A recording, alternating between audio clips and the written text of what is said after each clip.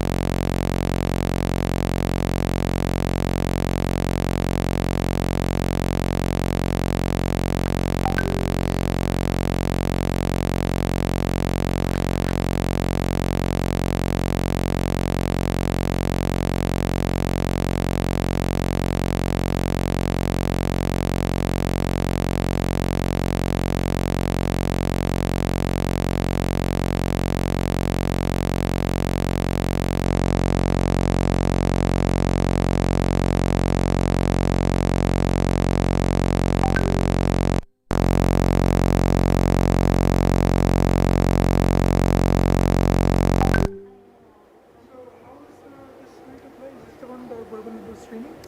Yes, hmtv live streaming. Uh-huh. This is gonna go directly to hmtv's YouTube channel. Uh-huh. And do we have so who's doing the YouTube video stream? YouTube video stream. Who's doing the YouTube videos? No idea. That's podcast. Can you find out? Figure out like what is the way? For ISF, Uh-huh. ISF's YouTube channel. Uh-huh. So we're just gonna do it through mobile phone, sir, because this is gonna go to hmtv, Uh-huh. this big cam, and at the same time we're just gonna put an iPhone up there with charge on, logging into ISF YouTube channel and giving a go like that. Yeah. Yeah, go That's like what we that. need. Yeah, So that's yeah. also coming from Yeah, you, yeah. right? They're like both. This is the TV and this is for the ISF. Got it. Both So at the we same need to time. plug that into something tomorrow, not today. But are you here tomorrow too? Yeah, we're there for 3 days. 3 days. Yeah. Okay, fine. Just wanted to see. Can you show me how the streaming works here? Have you tested everything? Yeah, we're just checking the audio, sir. We just Okay, have, general audio is coming. Okay, general audio is coming. Cool. 1 second, sir. Just give me a while. I'll just show you. Sure.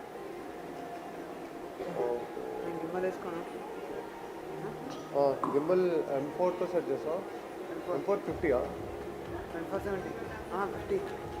నాకు ఇప్పుడు కొన్ని video shorts కావాలి కదా, beyond shorts కావాలి కదా, నాకు 24/70 set చేయను, తీసేసి నీకు ఇచ్చేస్తాను లెన్స్ ఫాస్ట్గా. గో, దాని తర్వాత క్లోజ్అప్స్ కొట్టుకుంటా.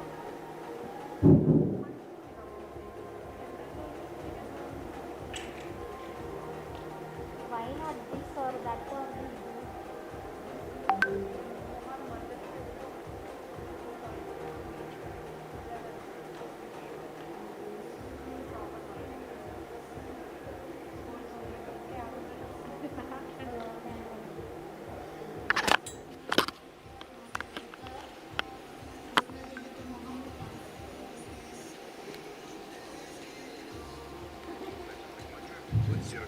What the fuck? And the lowest price is too.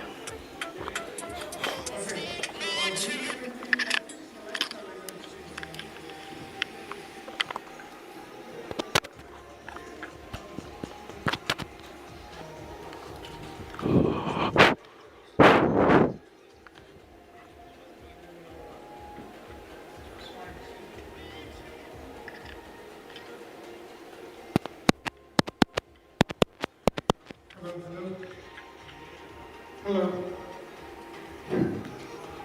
Good. Did you take a picture? Sir one small request. So ఇప్పుడు బేసిక్గా జనరల్ ఆడియో అయితే వస్తుంది, చూసాను లైన్లో కూడా, కానీ ఈ గొడాక్ది మైక్స్ కనెక్ట్ చేసాము. ఒకసారి మైక్ సెట్టింగ్ ఏమైనా పంపిస్తారా మాకు రెఫరెన్స్ లేక?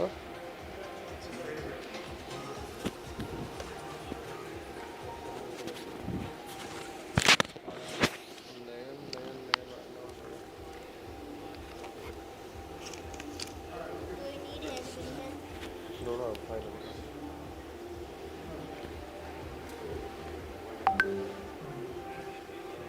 Hello.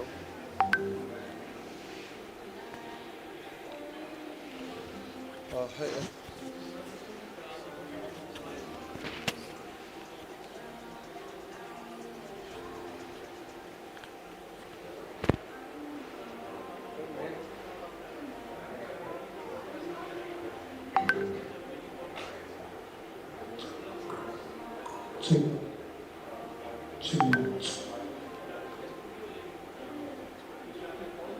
Yeah,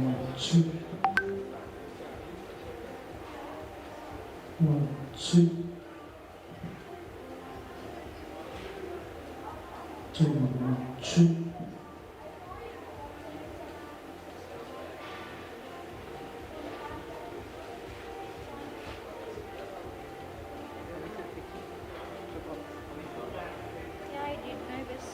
Let's hope for the best. They actually liked your products. Even after even they were discussing about your product. They were like, yeah, it's very tasty, very nice, etc. Yeah,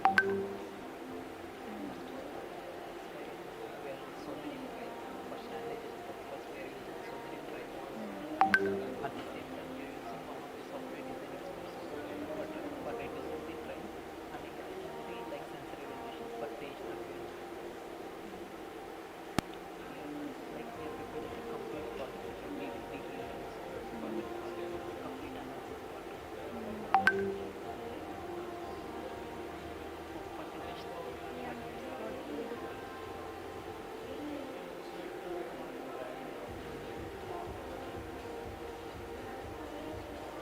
I think they liked your product. Giving live with okay. Giving live with Godox. Audio check. Godox audio check. Live Godox audio check. Live mic testing 1 2 3.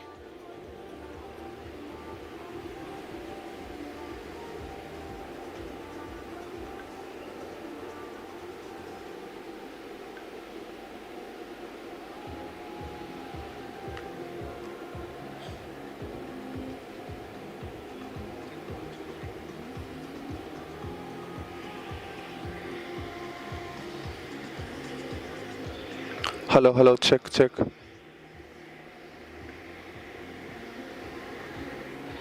Hello, hello, check.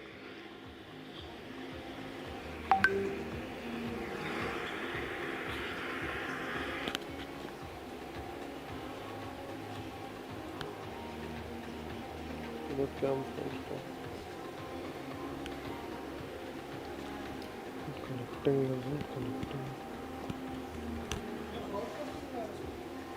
Pardon?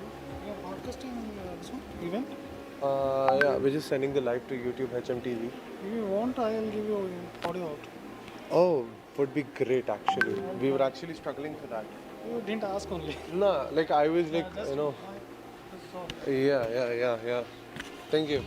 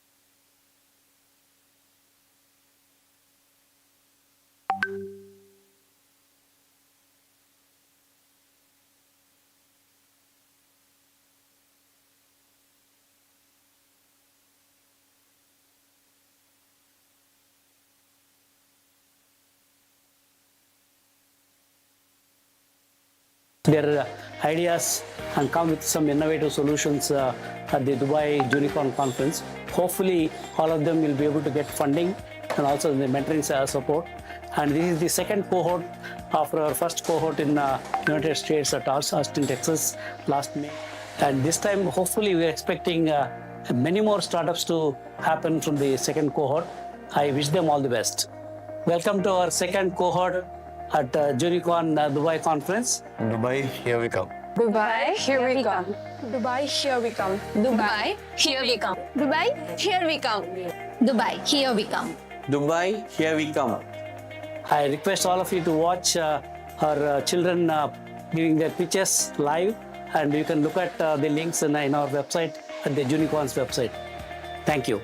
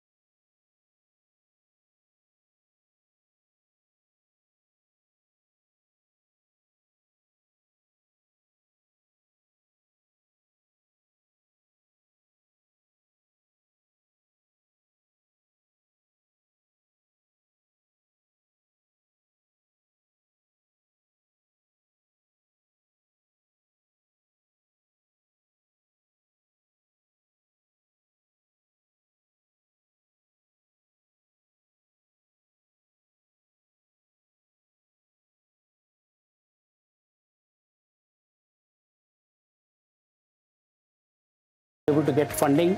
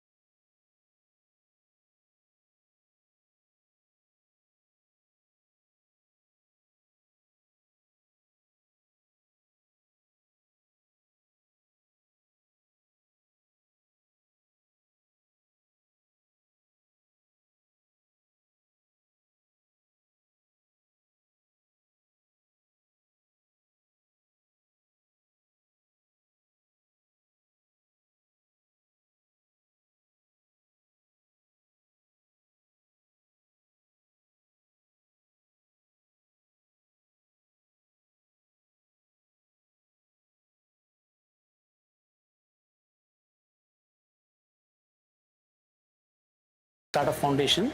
This time we are taking nearly 50 students from rural India. From nearly 18 states we selected through a unicorn competition. So all the students are going to pitch their ideas and come with innovative solutions at the Dubai Unicorn Conference. Hopefully all of them will be able to get funding and support. And this is the second cohort of the first cohort in United States at Texas last May. And this time, hopefully, we are expecting many more startups to happen from the second cohort. I wish them all the best. Welcome to our second cohort, Unicorn Dubai Conference. Dubai, here we come. Dubai, here we come. Dubai, here we come. Dubai, here we come. Dubai, here we come. Dubai, here we come. Dubai, here we come. I request all of you to watch our children giving their pitches live, and you can look at the links in our website, the Unicorn's website. Thank you.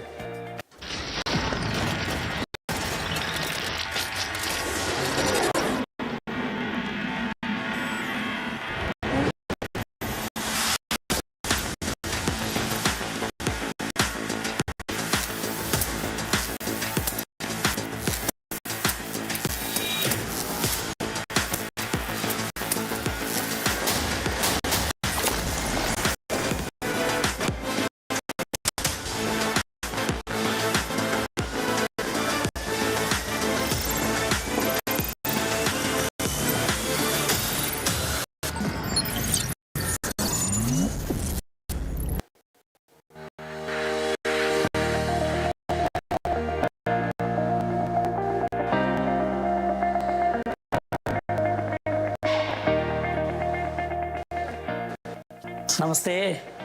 My name is Andhra. I'm the founder and chairman for the International Startup Foundation. This time we're taking nearly 50 students from rural India, coming from nearly 8 states we selected through a unicorn competition. So all the students are going to pitch their ideas and come with some innovative solutions at the Dubai Unicorn Conference. Hopefully all of them will get funding and also the mentoring support.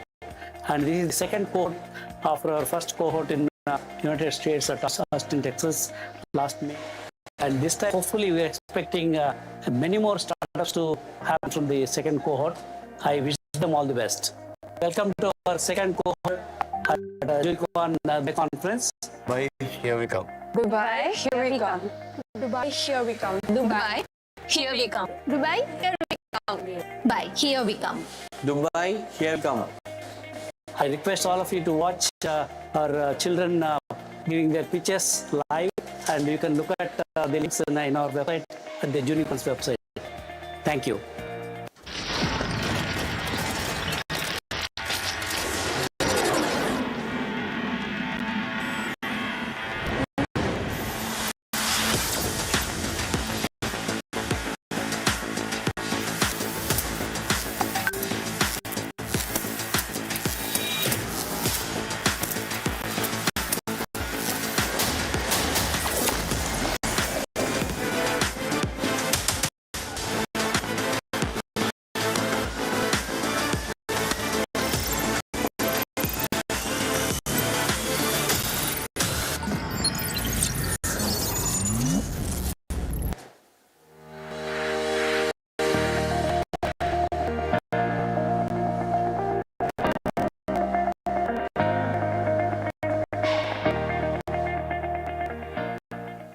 Namaste.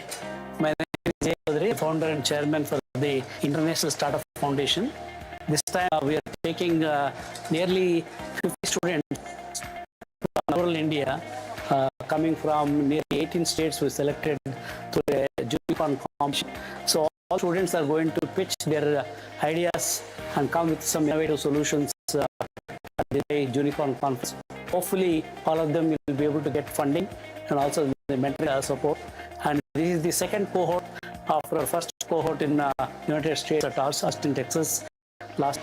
And this time, hopefully, we are expecting many more startups to happen in the second cohort. I wish them all the best. Welcome to our second cohort at Unicorn Dubai Conference. Dubai, here we come. Dubai, here we come. Dubai, here we come. Dubai, here we come. Dubai, here we come. Dubai, here we come. Dubai, here we come.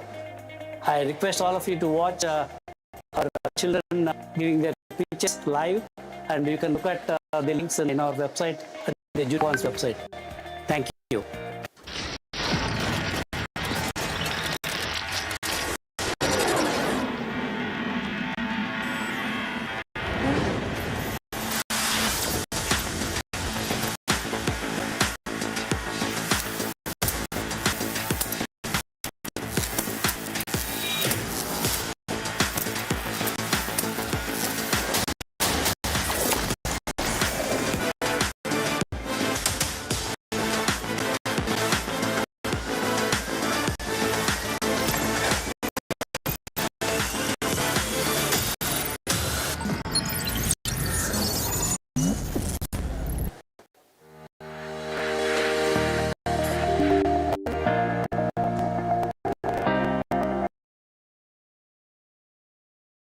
People from Canada, people from local UAE, Singapore, Australia, United Kingdom, and the rest of the Europe, and many parts of the world, and some from Sri Lanka as well. And our friend here from Aravinda De Silva is traveled from Sri Lanka as well for us here.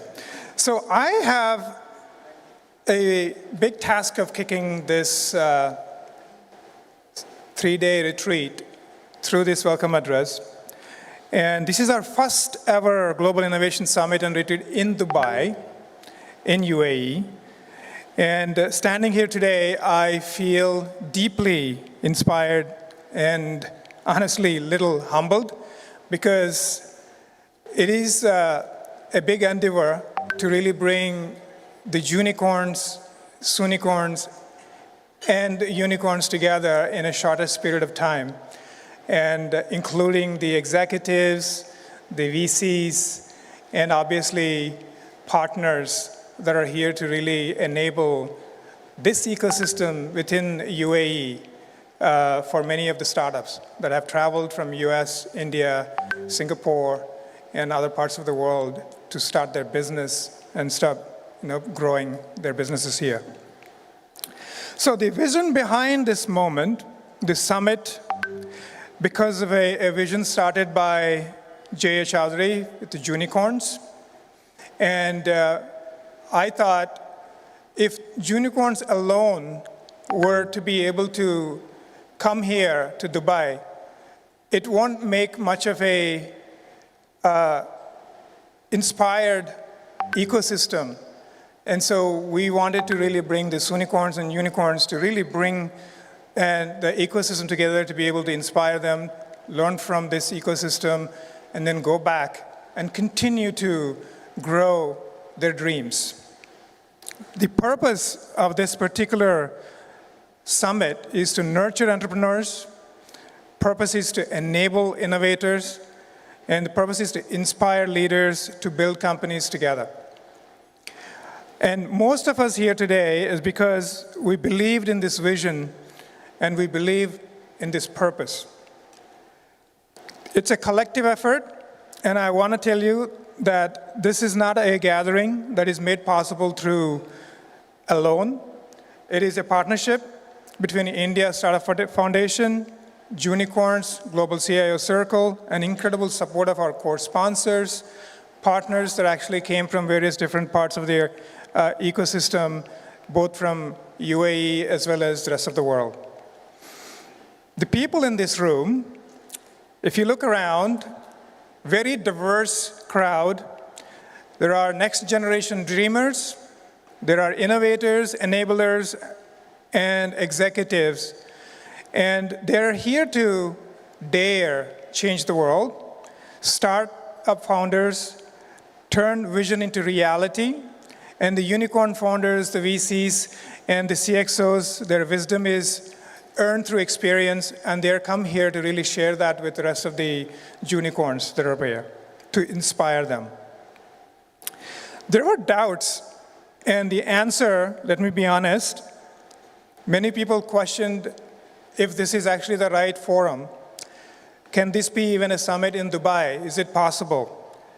Yet we are here, and you have traveled, and we are creating a program to engage and entertain you for the next 3 days. This is a purpose-driven mission, very clear, and one thing that made the summit possible is the grit. And why that is important, we're going to have speakers cover that today. And why perseverance and resilience, the refusal to give up when things looked impossible, is an example that I wanted to tell you for this summit alone, to put it together in just 2 months. In UAE, somebody told me that it takes about 4 months to 6 months to really get an event put together. So we've actually achieved that in 2 months, and that because of all of you. So for that, I want to give a round of applause because you've made it possible. There are a lot of pillars behind this summit. They carried the invisible weight. They made it impossible possible. My heartfelt thanks to Padma. She's my prior, partner in crime, and Dr. Sunita. Without her, I think we wouldn't be probably even here in this facility. And Aubrey and Richie from the event team that really came together in the shortest period of time to really make this happen.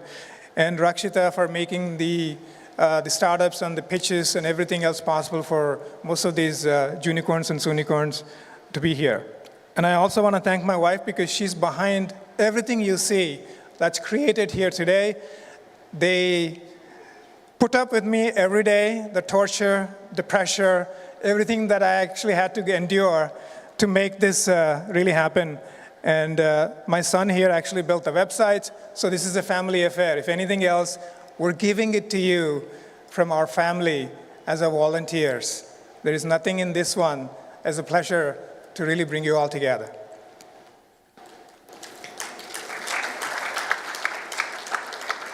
So what's in store? I think the experience of innovation of our unicorns and soonicorns, you should definitely engage with them. If you're here for 3 days, please do make an effort to talk to them. And that's our sincere request. We want them to be inspired. We want you to spend time with them, ask them questions, what are they building? I heard already that many of you have been to those pitches where we were actually trying to warm them up. People actually come and told me like, man, these kids are amazing. Some of them actually can become a serious startup, which is an important thing for them to carry with them when they go back home. I think from tomorrow, we step outside of this conference room into the magic of the UAE and the surroundings of Dubai. With a desert safari experience, we're actually trying to take you, and that's a retreat. We will be having an outdoor dinner. We want most of you who've traveled, I think I'll tell you 90% of the people that are here actually traveled from other places to be here. Some of them are jet-lagged, drowsy eyes. Thank you for staying up. A simple request, build bold relationships while you're here. Let the transactions happen naturally. You're not here to really transact, you're here to build relationships. And that is the whole purpose of our mission. When you make a relationship, that could lead to 10 transactions. If you make a transaction, that ends with 1. And I think people in this room provide such an amazing opportunity for those who are interested in building a positive energy and aura and relationship that will carry beyond this summit. A warm welcome, once again, the first Innovation Global Summit and Retreat. And I will be around throughout this summit. I'm happy to network. I'm actually a natural networker. If you haven't seen, I will have probably connected to most of them that are here. Send an invite. If you haven't gotten a LinkedIn request, somebody asking me, a card, I don't carry cards anymore. If you don't have me on LinkedIn, I think you should do that. And I really appreciate you taking the time to be here with me today. And let's kick it off. Thank you.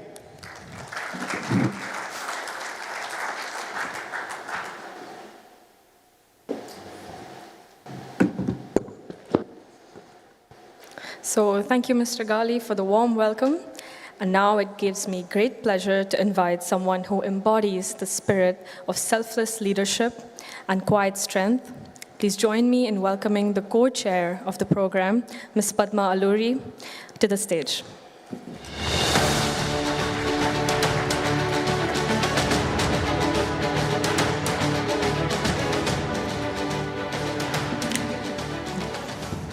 Good evening, everyone.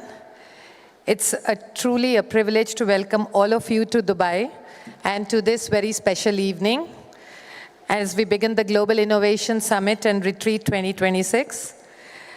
Lenin has already set the tone beautifully from the Global CIO Circle perspective, and I'm excited to be co-chairing this summit with him. Together, we represent a shared belief that when leadership, intent, and opportunity come together, innovation accelerates. I'm Padma Alluri, and I also serve with the International Startup Foundation through the Junicorn Initiative. I'd like to thank Dr. Jay Chaudhary, founder and chairman of ISF Junicorn, for his trust and for giving me this opportunity to be part of this journey. Thank you, sir. Over the last 1 year, I've had the privilege of mentoring our Junicorns, working closely with them through Cohort 1 and now Cohort 2, witnessing their ideas evolve, their confidence grow, and their sense of responsibility deepen. And that experience is what makes this moment especially meaningful for me. Because tonight, I don't just stand here as a co-chair of this summit, I stand here as someone who has seen what happens when young talent is believed in, guided with care, and given the right opportunity. And that's why this gathering matters and why this moment matters. So at ISF, we work at the intersection of entrepreneurship, inclusion, and long-term impact. The Junicorn Initiative was born from a simple but powerful truth. Brilliance is found everywhere, opportunity is not. Talent does not belong to one city, one country, or one income bracket, but access often does. So, who is a Junicorn? A Junicorn is a young innovator, ages 8 to 25, from diverse backgrounds, transforming real-world problems into meaningful solutions, solutions that matter. Our role is not just to showcase these young founders. Our role is to bridge the gap between talent and access, ideas and execution, and local realities and global platforms. So where did this journey begin? Austin, May 2025. Last year, May 2025, at the Austin Summit, we took our first global step with this Junicorn Initiative. It was a pilot, Cohort 1, carefully selected from 4 states of India, with one clear intent: to see what happens when young talent is given a serious global platform. The response was very encouraging. People leaned in, questions were asked, conversations continued beyond the stage. That experience showed us something important.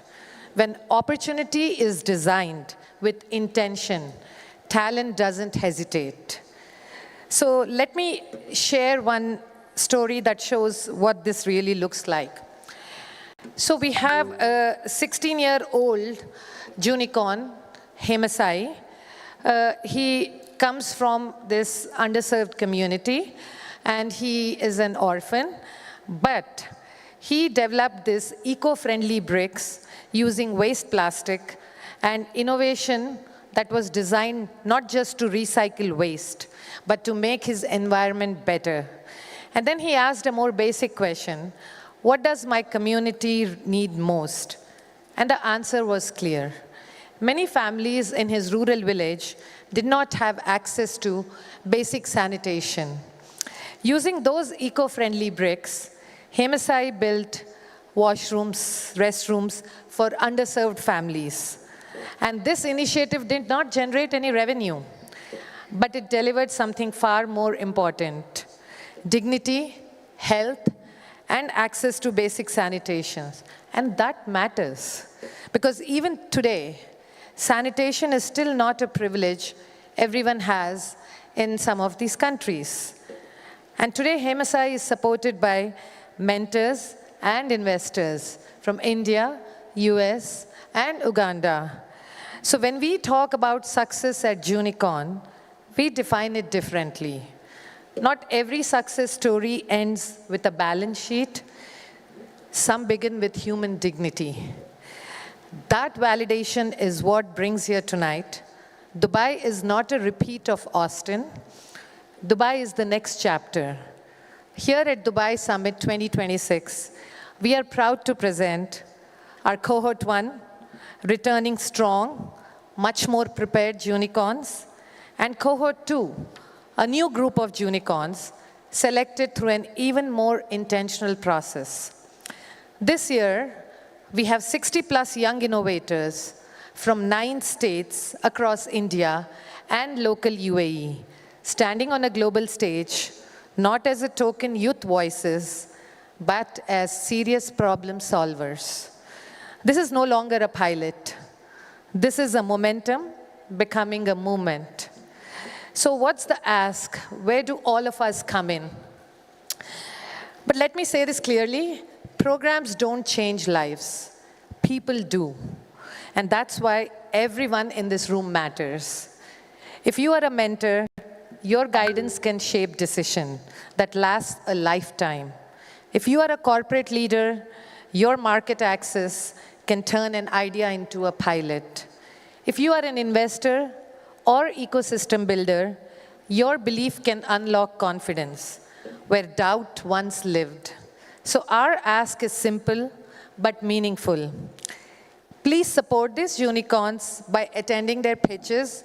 Do listen to them on January 11th. I know some of you did have the opportunity to listen to them today, and everyone was super excited and very impressed with their pitches. So thank you so much for taking out the time. But do visit the Innovation Expo. Please listen, question, engage, and ask yourself, how can I help move one journey forward? Right? That's the simple ask that we have.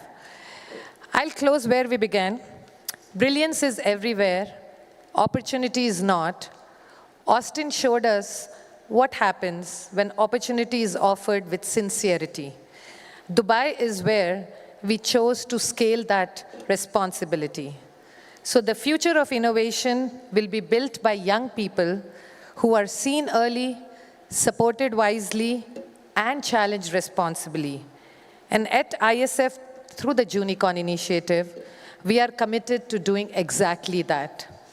And we are grateful to have partners like the Global CIO Circle and leaders like all of you walking this journey with us. Years from now, the success of this summit won't be measured by what was said on this stage, but by the Junicorn who left this room knowing that unicorns and unicorns were walking with them. Thank you for being here, and welcome to Dubai Summit again. Thank you so much. And I would like to take a quick minute to, please pause. I would like to take a quick minute to showcase this young gentleman, HMSI. I know some of you who attended Austin Summit met him. So he came up with this concept of eco-friendly brick, because why brick, right? So he saw this plastic all around him, waste plastic. And then his grandfather, he lost his parents at the age of 5, both his parents, very unfortunate. But his grandfather was a brick mason, and he decided to turn that into something meaningful rather than collecting plastic and disposing that. And that's where he did his research, R&D, and he came up with these eco-friendly bricks. And he got the brick at Austin, and then he didn't know what to do next. So he comes from this very rural village, and that's where he saw that there were a lot of these underserved communities which did not have access to basic sanitation. And that's where what he did is he entered into a Startup India competition. He won the first prize. He took that money, so he didn't ask any of the investors or anyone, any funds for that. And then he built the first washroom all by himself in the village, which is today being used by 50 folks who did not have access to washroom. And then after that, basically, there were some investors who came forward and they said they wanted to support him. And that's where we connected him to a Uganda VC, Mr. Vinay Chaudhary, very grateful to him. And he supported him to build 3 more washrooms, because everyone in the village started asking him, can you build for us, can you build for us, the ones who did not have access. So this is truly a success story. Of course, how will he scale that up and all? We all have to help him because this is for such a good cause. But I just wanted to share the 1-minute video because he couldn't be here this year at this summit. AV team, please play that. Namaste, I am Hemsa Chintala, a grade 10 student from Hill School. Today, we are surrounded by shining traces. That is, plastic and other waste materials are everywhere, choking our water bodies, contaminating air, and degrading fertile farmland. That's where my initiative EcoBooster comes in. EcoBooster converts these plastic and other waste materials into low-cost, eco-friendly, durable, and customizable bricks designed to reduce pollution while creating real construction value. I am the founder and innovator of EcoBooster. I have designed multiple prototypes and conducted quality and strength tests which performed better results compared to other bricks. I represented my initiative in Unicorn Austin Summit. There I got mentors and investors. With their support, I executed real-world pilot projects, a public sitting area with the help of HEAL, bathrooms and washrooms for economically weaker families. All these projects were provided free of cost with the sponsorship from Vinay Chaudhary sir. I am planning to expand this as own production unit with the help of so many people. I am deeply grateful to HEAL and ISF for their encouragement. I would like to thank my mentors Padma ma'am, Chandra sir for their guidance and motivation. Thank you. That's Hemasai's story. So thank you everyone for listening to this and watching this. But thank you. Please enjoy your 3-day summit here in Dubai.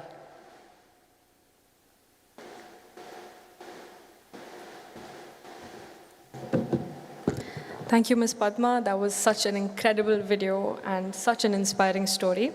To formally inaugurate the Global Innovation Summit and Retreat, we now invite a leader whose work has consistently shaped the current status of technology in India, the startup ecosystems, digital transformations, and innovation policy.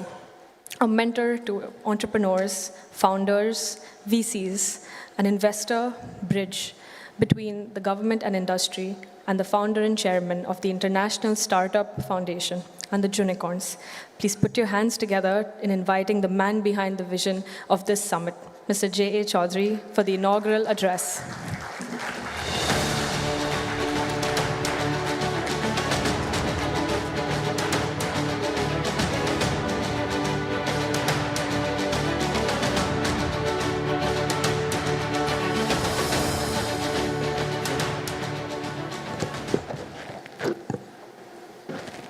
Good evening to all. I am basically a retired employee. I used to work in Government of India and various state governments. About 11 years back, I retired from the government. So I had to do something to keep myself busy. So some of my friends asked me to become a general partner in a venture capital fund. Reluctantly, I said, yes, I will join. So my co-partner Lax Chepur is also here. So while going through this journey of the startups as a venture capitalist, what I noticed is more than 80% of the early stage startups, they're dying, the so-called startup death valley. So I started analyzing why they're failing, what is the reason, why so many people, they spend a lot of their time, family money, personal money, friends' money, but still they're not able to survive in this startup world. Then I thought, why not I fix this problem to some extent? About 4 years back, I started a foundation called India Startup Foundation to start with. It was not international when we started. The formula for ISF to fix this problem. So I invented 3 M's and 3 C's. First M is I noticed that most of the startups, they don't have proper mentors. Sometimes they have wrong mentors. They guided him in the wrong direction. The mentor, he doesn't have any responsibility, right, to make sure that whom he is mentoring has to really progress in the positive direction. So right mentors is one important thing which I noticed that they don't have. Then other startups, why they were failing, they don't get the right money at the right time. I've seen though I am from IIT Madras, many startups in IIT Madras, though they were started by IIT alumni, Madras alumni, but they are not able to get the funding at the right time. They come from middle class families, from rural areas and all that. So they are not able to take the idea to the next stage. That is the second M. The third M is the most important one. Most of the people, they have the mentor, they have the product, they have the funding, but still they are failing. Why? Because market access.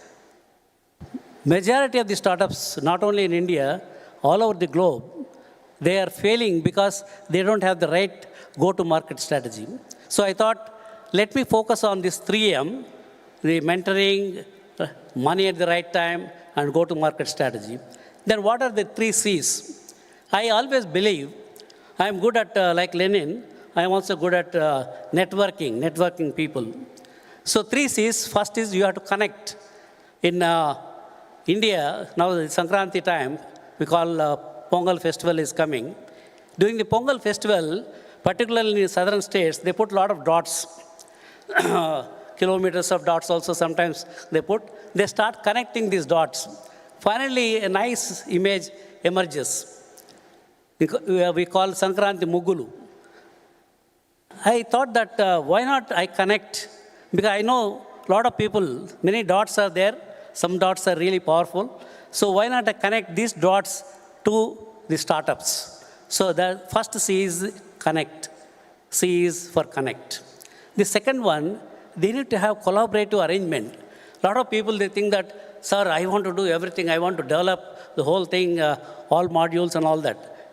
We have seen in Portal Player, when I left the government and started a startup called Portal Player, we had only core chip done by us. Rest of the ecosystem, overall, I mean, we partnered with many startups. Finally, we gave a solution to Apple. Apple came out with Apple iPod, and we took the company public in NASDAQ, and we sold it to NVIDIA. So collaboration with the right partners is very, very important. So second C stands for collaboration. The third C, once you connect to the right people, once you collaborate with the right either investors or technology partners, automatically they can celebrate their success. Not necessarily they have to be a unicorn, a decacorn. Even a small success is also big success. The third C is celebration. So with this 3M, 3C concept, we started about 4 years back in a small village called Muddanahalli near Bangalore. From Bangalore airport, it's about half an hour drive. It is a small village where Moshagana Visvesvaraya birthplace is that place. So when I started this journey as a India Startup Festival, my spiritual guru, Madhusudan Sai-ji, mentioned that we believe in Vasudhaiva Kutumbakam. That means whole world is one family. Why you are restricting only for the Indian startups and all that? Why don't you take this concept globally? Because you are telling that every startup is facing the... Can I get some glass of water? So every... Thank you.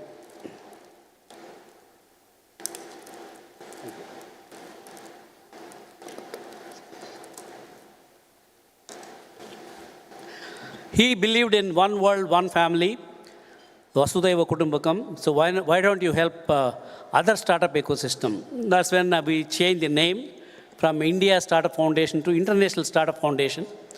See, changing a name is easy, but how do we conduct international events? Fortunately, our foundation is led by all the volunteers. We don't have even a single employee where we pay salaries. Most of them are entrepreneurs, are investors, successful CXOs. All of them said, yes, Jay, we're all there. We'll take it to London, take it to Jamaica, take it to US. So many places, more than 9 such global conference. All our conferences were networking conferences. And in one of the conferences in Hyderabad, there are 50,000 startups. They participated in the business plan pitch context. We selected about 20 of them, and we started mentoring them. And many of them are becoming very successful. In fact, one of my co-founders was telling that, sir, one of the startups that we mentored, they may become unicorns soon. So this formula of 3M and 3Cs were very successful. Then in that journey, what I noticed is, particularly when I visited 2 schools where the majority of the students are all from humble families, single parents or no parents. One is the Heel Paradise near Gannavaram Airport, near Vijayawada. There are more than 1,500 school. In fact, Hemasai is from that school, and he's also an orphan. Then many such students are going through that kind of school. Similarly, in Muddanahalli, in Satyasai School of Excellence in Muddanahalli, there also a lot of students, they come from very humble background, from poor. In fact, selection criteria itself, if there are any rich family kids, they want to join, they don't admit.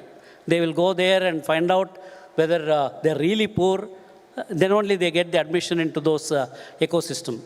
So I noticed when I went to this Heel Paradise near Gannavaram Airport and also interacted with the school students in Muddanahalli school, I noticed that these students have got more fire in their belly. They're coming out with a lot of innovative ideas. So during the second conference of International Startup Foundation at Muddanahalli, that's when announced that Junior Unicorn, which we now registered. We got the trademark license also. Nobody else can claim that that's their this thing. So Junior Unicorn, the Junicorn, I announced it during our second International Startup Conference in Muddanahalli about 3 years back. Then afterwards, I was not knowing how to really take that concept to the next level.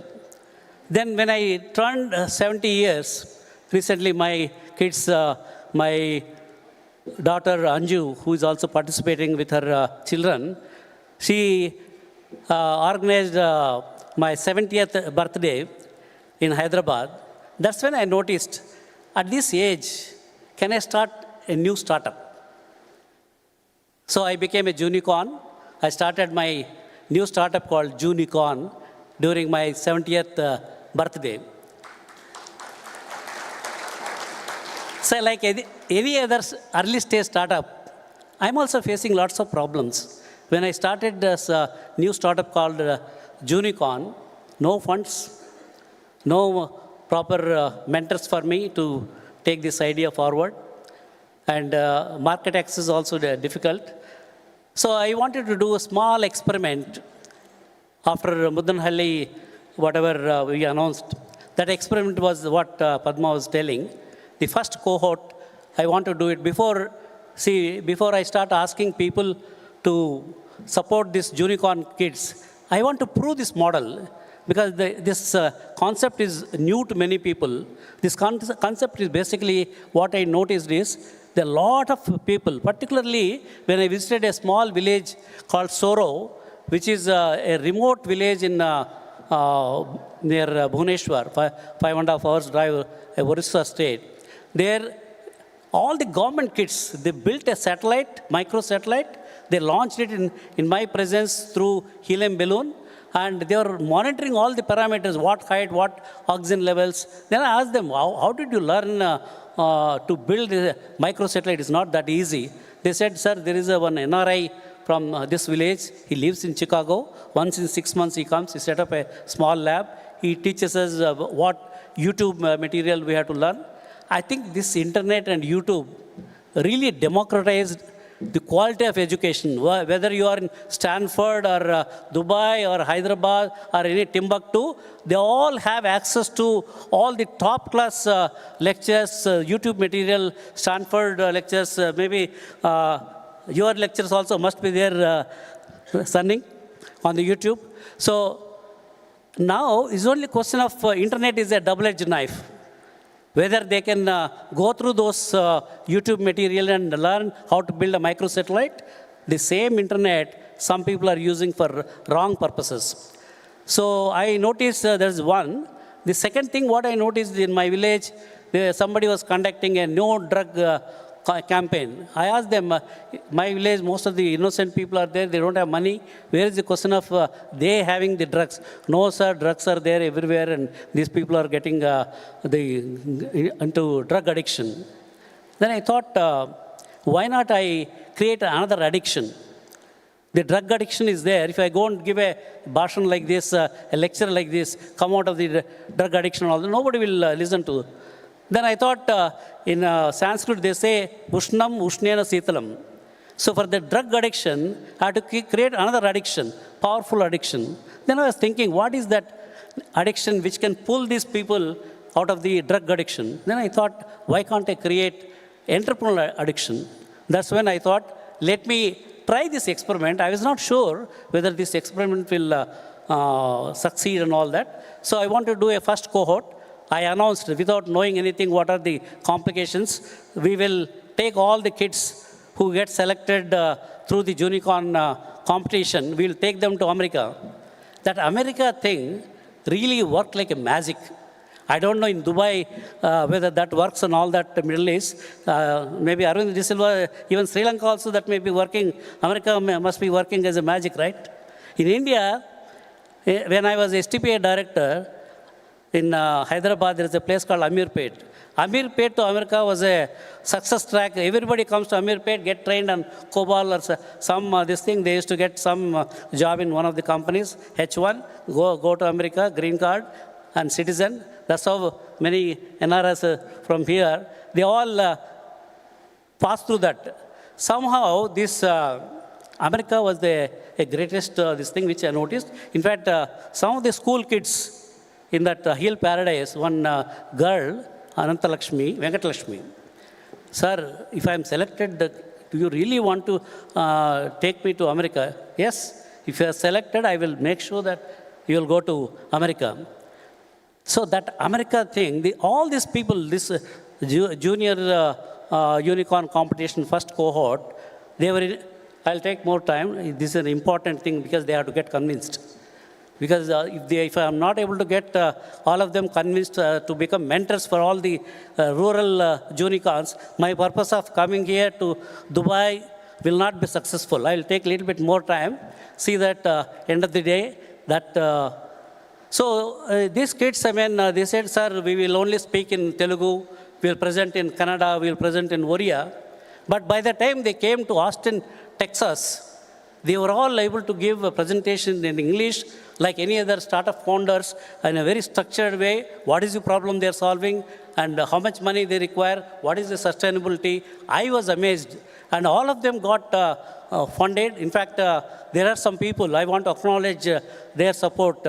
One person, Prasad, he is the founder, chairman. Prasad, why don't you get up? So when I wanted to take all these 40 kids to America, I don't have that much money. I asked Prasad, this is the noble project. I want to take all these people to America. Can you fund their travel and accommodation in the Star Hotel and all that? Immediately came to my help. He said, yes, Jay, I'm going to support these kids. Without that, I don't think I would have taken these kids to Austin, Texas. That experiment would have a failed experiment because all these kids, they thought that because they got selected, they will go to America. Now what happened? Thank you. Now what happened? The kids who came and attended the first cohort in Austin, Texas, when they went back, they are all telling, it seems, in their villages, oh, I went to America, I was in NASA, I was in space shuttle.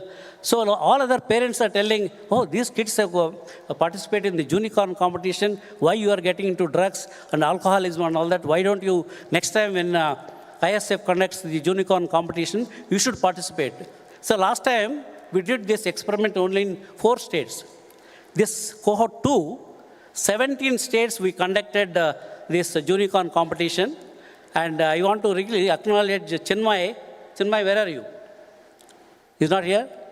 Chinmay is the one entrepreneur, again, our volunteer, and he actually conducted this examination in all these 17 states, and we were able to select so many people, and they are all here. Again, for the second cohort, Mr. Prasad again came forward.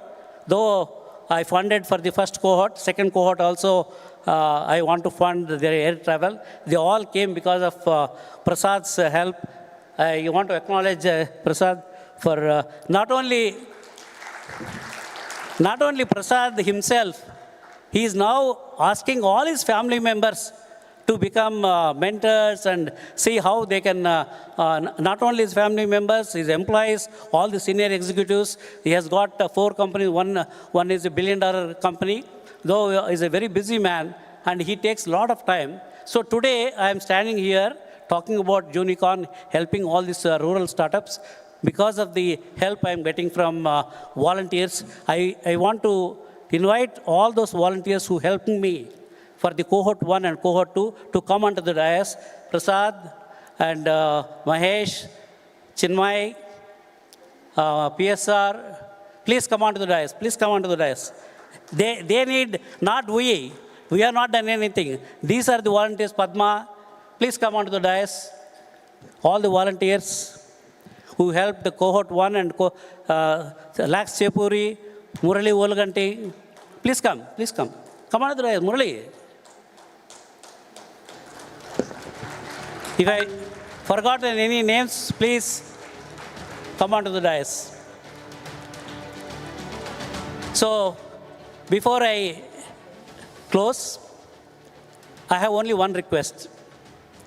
India itself, there are 1.4 billion population, and rural India, a lot of youth are really suffering without having proper mentors. I request all of you, not only all of you, use your network. What I need, just 1 hour a week mentoring. Talk to your colleagues, talk to your friends. Can they not donate 1 hour a week to mentor somebody in your own village, in your own, wherever you think that I can mentor one startup and guide him? Just mentoring itself can transform their life. I request all of you, if you are committed for this cause as a mentor, please stand up. Are you with me as a mentor? To mentor all the rural unicorns, please stand up. Others are not interested in mentoring? Thanks a lot. No, we'll have a photograph.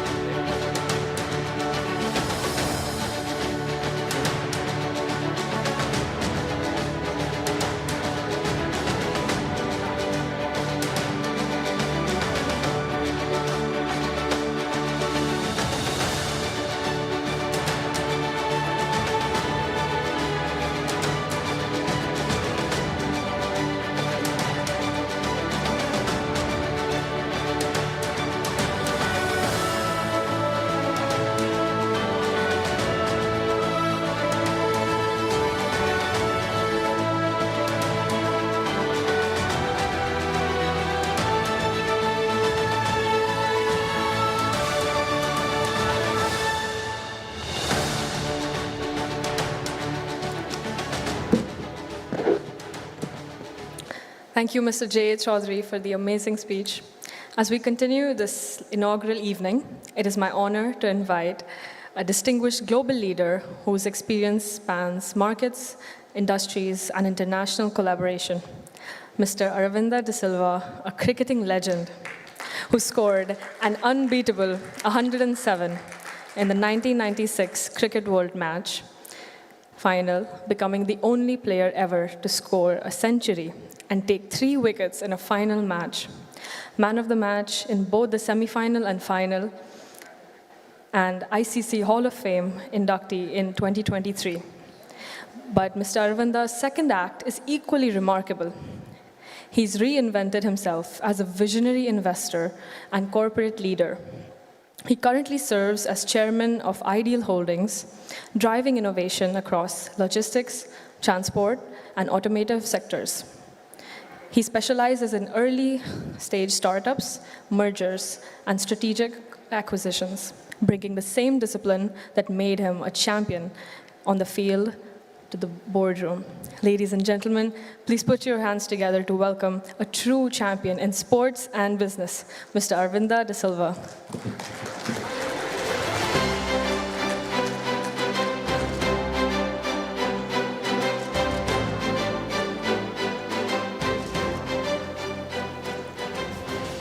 Good evening to everyone.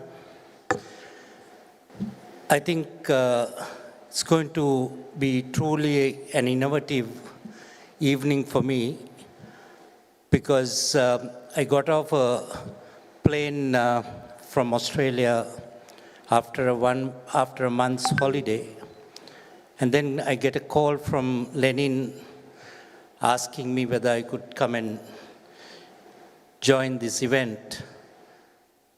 And I had just 3 days to recover, and I was on a flight here to try and support these youngsters, which I think Jay,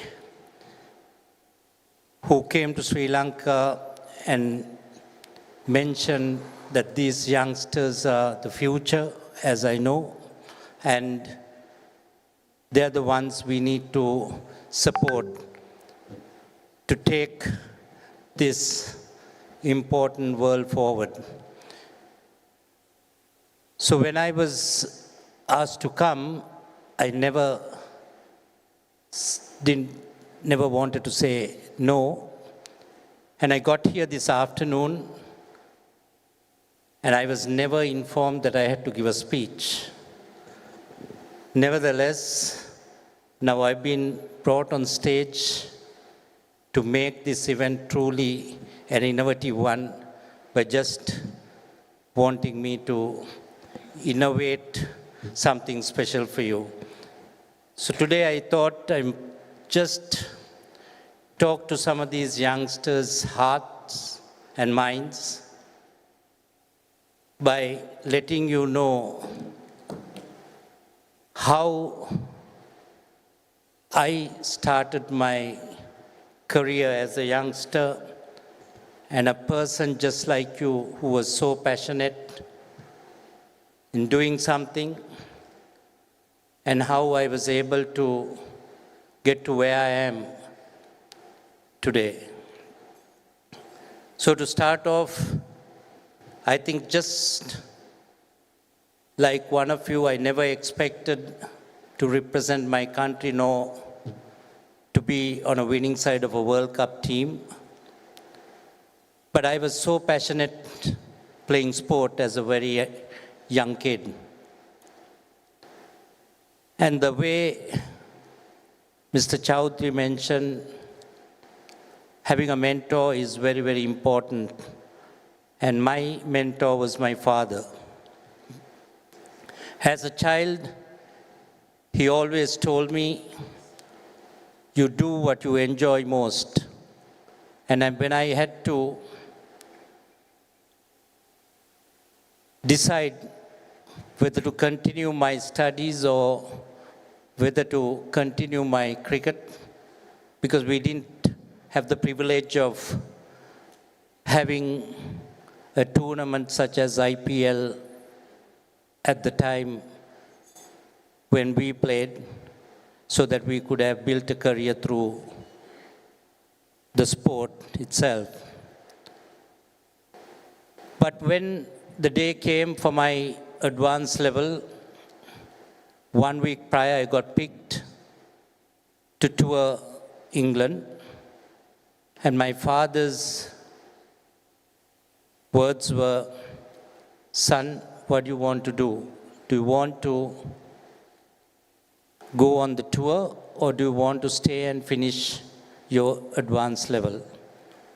Obviously, as a child who was so passionate, my obvious answer was to go on the tour. And I promised him that I'll come back and do my A-levels the following year.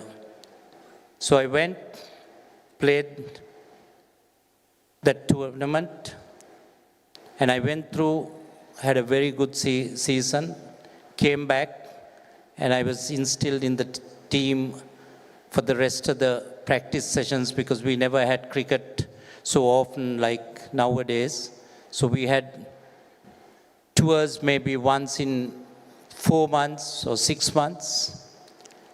And then came my exam time for the second opportunity. And again, a month prior to that, there were some trial matches, and through those trial matches, I performed so well. And then they selected me to tour Australia just a couple of weeks prior to my exam again. And that was the end of my educational career. But I always was very intrigued in learning. And more than learning, I loved experimenting things. And that's something I always did, even on a cricket field.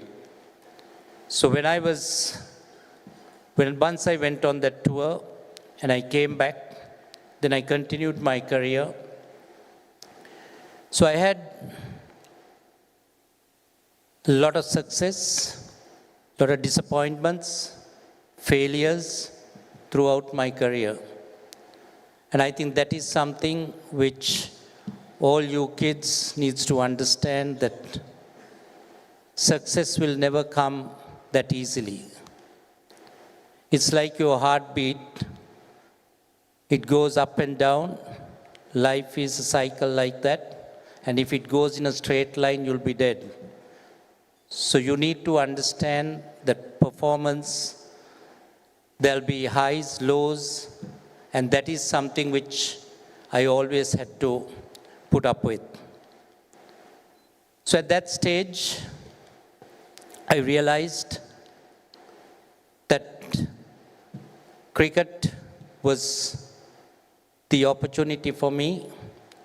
And like Jay said, we didn't have many talented cricketers at the time. Sri Lanka was a very young team.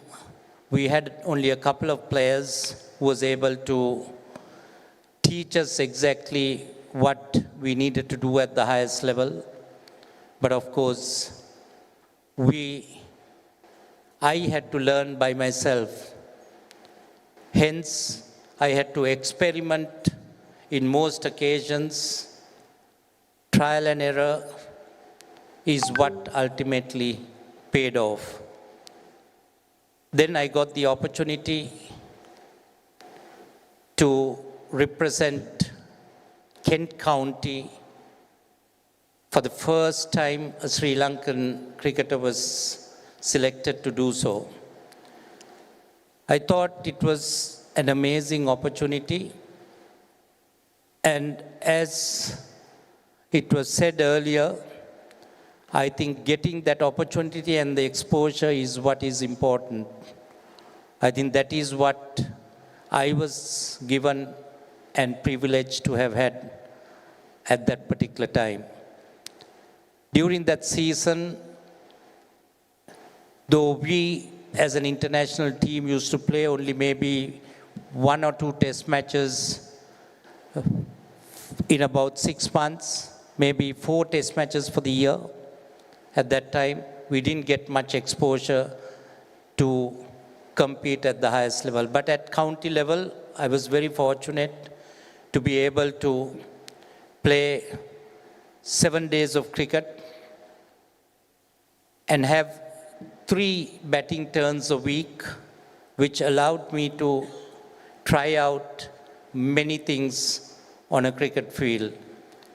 And actually, that is when I really was able to blossom and was able to build that confidence which I required to go out there and compete with the rest of the world. So I think here, I don't want to talk at length, but what I want to really pass on is a message to everyone here that the future is our kids, and this is one way we could support their passion and more so their future to serve the world better. And that is the reason where Mr. Chowdhury mentioned about Mudaneli, where there is a foundation called One World, One Family. And similarly, I brought them to Sri Lanka to work together with a foundation called Vimukti Foundation, which I'm involved in again. And there we look after kids and we focus on 3 areas, very special areas: health, education, and nutrition. I think those are 3 things which I feel all kids have to have, and it's not an option, but it's a compulsory thing for any child in this world. So my request to everyone here is to make sure that in whichever way we can, to be able to support these young kids to make this world a better place. And I hope this foundation and the CIO Forum will come forward to support this cause. And I would like to wish both of them all the very best in their future endeavors. Thank you very much.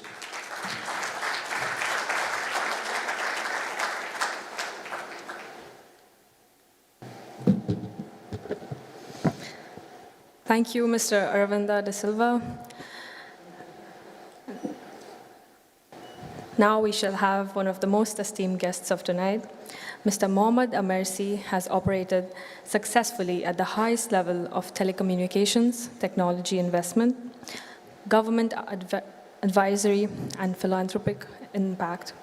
His expertise lies in navigating complexity, regulatory, political, and cultural, while creating sustainable value and lasting impact. Mr. Mohammad has built businesses across Africa, the Middle East, and cultural Asia and Europe. For founders aspiring to build truly global companies, his insights on understanding local needs, building strategic partnerships, navigating regulatory environments, and adapting business models to different economic and cultural contexts are invaluable. He is also a passionate philanthropist committed to using business as a force for positive change, particularly in education and opportunity creation. Mr. Mohammad embodies the 21st century leadership, commercially astute, globally minded, culturally aware, and deeply committed to impact. Ladies and gentlemen, please put your hands together to welcome Mr. Mohammad Amersi.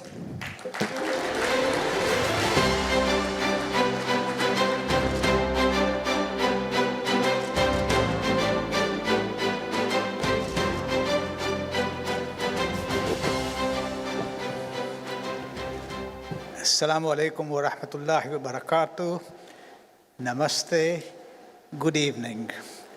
Let me start by saying that I'm deeply honored to be here at this august conference, the brainchild of Garu J.A. Chaudhary. I'm also indebted to the organizers of this illustrious event, the inaugural summit, for awarding me this prize, which I feel is totally undeserved. What I would like to do today is to talk about my own personal experience in the space of philanthropy and social impact investing. My view is that philanthropy, to some extent, is being quite rightly redefined by social impact investing. Before I came to Oxford University to study for my executive MBA, my days were spent doing two things. 80% of my time was spent on for-profit activities, mainly involving the telecoms, media, technology, emerging markets, and private equity. The 20% was focused on our family foundation, where we concentrated on areas such as education, healthcare, conflicts, and social housing. Very soon after starting the foundation, we as a family realized that we really didn't know what we were doing when it came to running the foundation with impact. If anybody came to our door asking for money, we were happy to give money to them without really understanding what we were doing and whether the money was actually being used in ways that it was supposed to be delivering impact and creating benefits. At Oxford, I was probably the oldest student to do an executive MBA in the history of the Said School. I must say the experience for me was an amazing one. I met some very intelligent people, and most importantly, I was introduced to a social impact enterprise and a transforming visionary who led it, and I will come to that shortly, but the enterprise was called Rural Shores. Let me start by asking the question, what is social impact? I'm sure most of you know what it is, but I define it as placing capital in enterprises that generate social or environmental goods, services, or ancillary benefits, such as creating jobs with expected financial returns ranging from the highly concessionary to higher than markets. I will now outline our mission statement, which guides us and those that I work with in this space. We start by standing with the poor, listening to voices unheard, and recognizing potential where others see despair. It demands investing as a means, not as an end, daring to go where markets have failed and aid has fallen short. It makes capital work for us, not control us.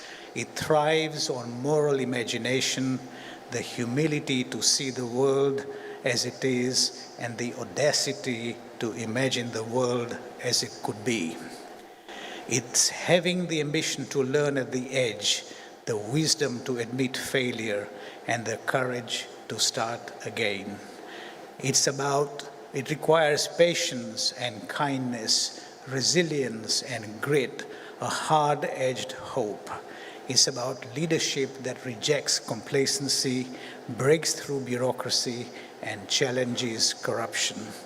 Doing what's right, not what's easy, is the radical idea of creating hope in a cynical world, changing the way the world tackles poverty, and creating and building a world which is based on dignity. This was a mission statement that many impact investors drew up together, including myself, and it is the one that we and other proponents like Acumen fully subscribe to, because it captures in a nutshell the very essence of what we do. The disparity between the rich and the poor widens daily.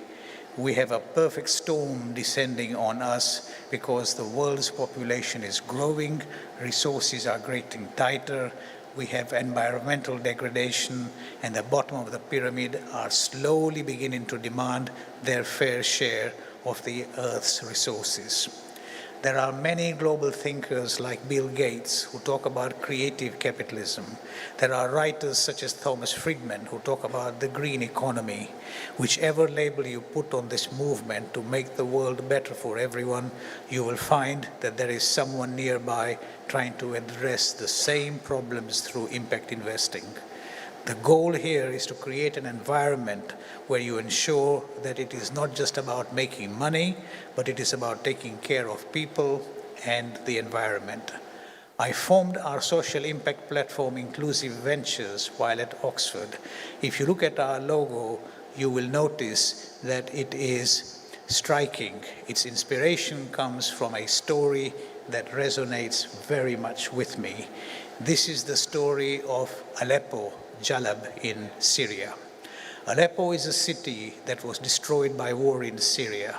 In its heyday, it was a city that had Muslims, Christians, Jews, everybody living side by side, everybody living happily. It was a very entrepreneurial city.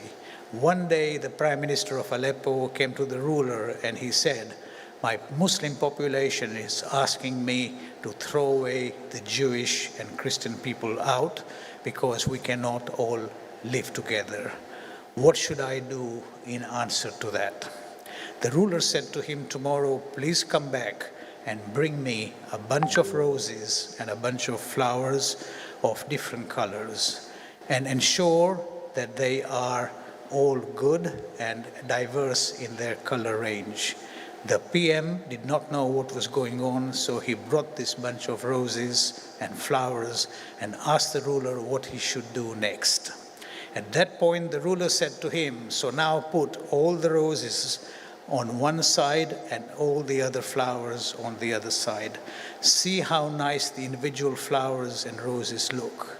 Now put them all together and see how beautiful the bouquet is." That is when the PM understood that to truly make society flourish, you need people from all walks of life, all holding hands and all walking the walk together. So our logo is designed with the colors of the rainbow, which are absolutely inclusive. We celebrate diversity in all that we do. We do not discriminate on the basis of class, color, race, religion, or creed. It doesn't matter to us where people come from. I'm going to move now to a completely different subject. One problem for me when we started our foundation was the situation I observed where we were creating a culture of dependency when we made grants. People learned to always expect things from us. This, instead of economically empowering them to learn how to fend for themselves. Thus, we need every charity to think hard about how they can create viable social enterprises that can survive and sustain by themselves. So in a way, impact investing space is really improving the overall situation of foundations and charities. Of course, it's up to you when you make a lot of money to decide whether you want to take it away, knowing that you will have to leave it behind at some stage in your life, or you want to recycle it, or you want to give it back, or do more projects with it. That is your choice. You always have a choice, but make sure that the choice is one which actually benefits everyone. One of the many social segments I have focused on with Inclusive is on education that leads to earning a sustainable livelihood. Time will only permit me to address one of our investee companies in this space. This is about our investment in a social enterprise in India. India is an amazing country. I'm proud to say that my own roots are from Iran and from Gujarat in the state of India. India is, in the villages, 70% of its 1.2 billion people live in more than 600,000 villages. You can imagine how big a population this is and how large the issues that it faces. These 70% of the Indian population generate only around 20% of its economic output. 40% are illiterate, and jobs in the villages where they live are scarce. The company we are working with, which addresses the lack of jobs in villages, is called Rural Shores. This amazing company was founded by none other than my dear friend and mentor, Murali Vulaganti, an IT specialist from Bangalore. He's here tonight. Murali, please stand up, please.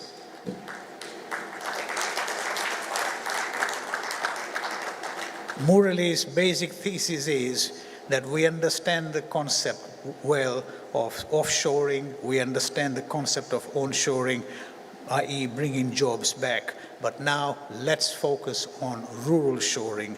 Let's see how we can bring jobs to all villages of India so that everybody has a decent livelihood. Their mantra is love all and serve all. They are country-based, but they are nationwide in scope. They set up in Indian villages rural business process organization outfits which take villagers and they educate them and train them for sustainable livelihoods and also teach them English language skills. No easy feat at all.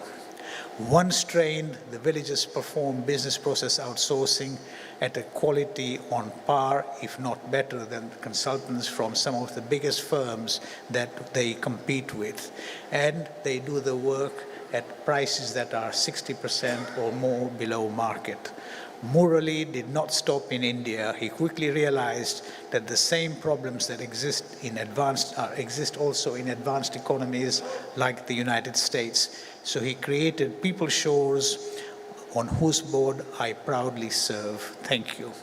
The skilling in the US is more advanced and AI is the main driver today. Also, it would be remiss of me not to discuss a major Indian government initiative. India passed legislation that mandates large corporations to set aside 2% of their net income for investments into CSR programs. This is absolutely unique and is an example that should be followed by many of the developing countries. Companies like Rural Shores and many others could do so much with this money.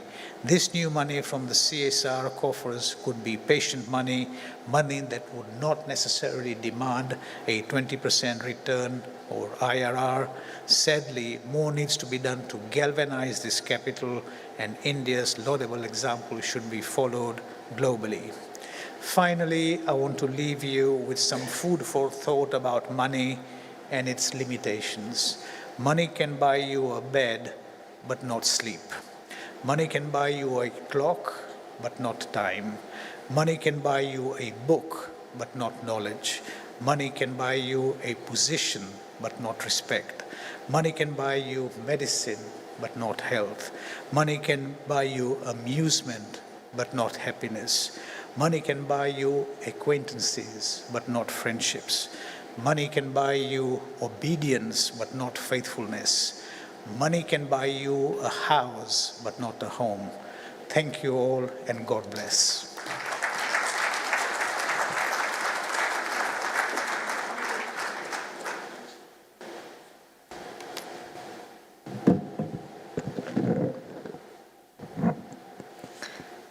Thank you, Mr. Mohammed. That was very insightful, and especially the last few on what money can really buy you but cannot.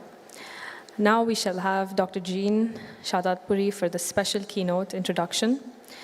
She is the managing director of the Nikkei Group of companies, a prominent conglomerate spanning food, electronics, IT, real estate, and healthcare.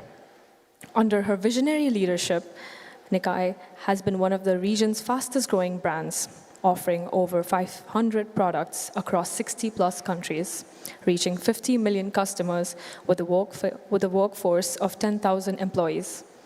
The group's excellence has been recognized with prestigious awards, including Super Brand, Power Brands Hall of Fame, and the Sheikh Khalifa Excellence Award.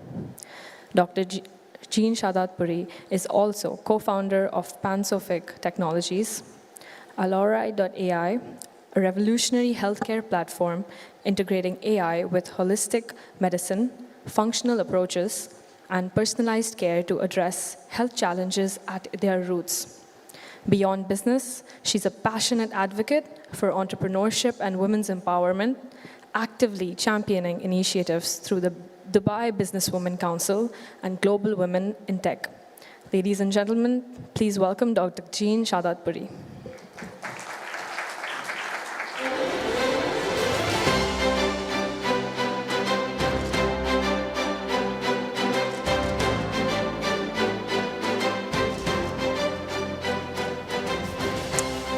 Namaste, good evening, salam alaikum.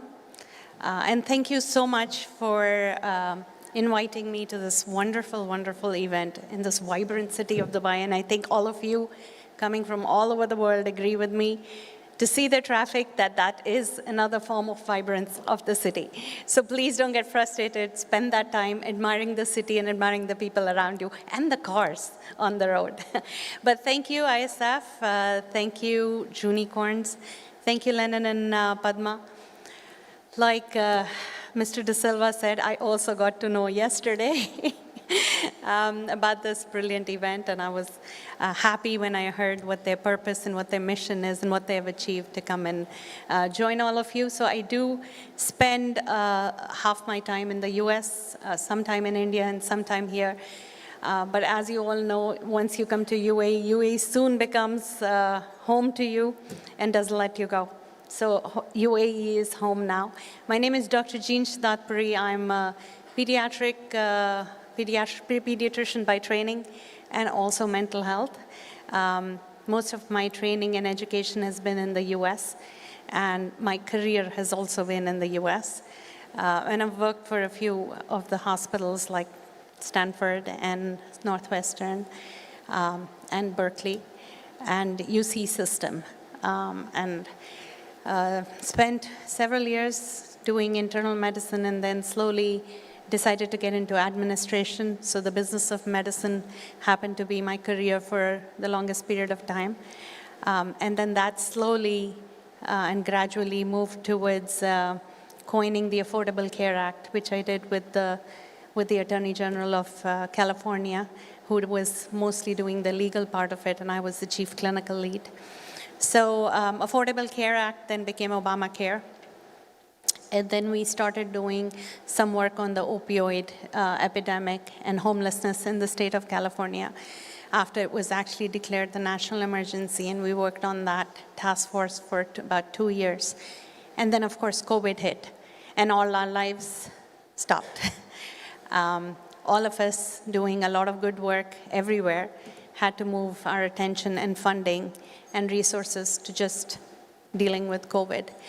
And all of us know we saw the good, the bad, the ugly, and I want to say the uglier of ugly. It was life-changing for a lot of us. It was a lot of learning for a lot of us. But for me, I think I take pride in being part of whatever initiatives, whatever service I could do the country and the people over there, whether it was making policy or if it was deciding on the medicines or the vaccines or the socioeconomic impact of the states. We've all gone through that phase, learning a lot. I think if that alone would have taught a lot of us a lot of resilience, a lot of grit, and a lot of adversity. And we all came out just fine. A lot of us came out scarred, and a lot of us just an optimistic way of looking at it, a glass half full, right? Is what did we learn from it? So I was asked to speak by Lennon and Padma on entrepreneurship, resilience, and grit. So I looked up the definition of entrepreneurship on an LLM model, and I got a really snazzy definition, which was art of calculated risk-taking, challenging conventions, and someone who executes with speed and conviction. But real entrepreneurship, especially at scale, is far less glamorous. And some of you in the room are probably just tasting a lot of that. For me, I would just say it's about shouldering an immense amount of responsibility and carrying the weight of decisions that shape the outcomes of many. And this weight of responsibility keeps a lot of us up at night. So I think a lot of the founders here, a lot of the entrepreneurs here probably will resonate that you always go through this time where you're up at nights, getting up at 3 saying, am I going to make the next payroll? Am I going to make the next fundraise or the next fundraise after that? And once you have the investors on board, how do you manage the expectations of the investors? And what do you do with your ambition? And how is it that I'm never able to please everybody there, right?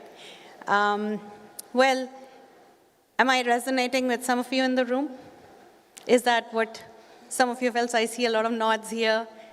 So you grow wiser, not older, once you go through this phase. But this is what grit is, right?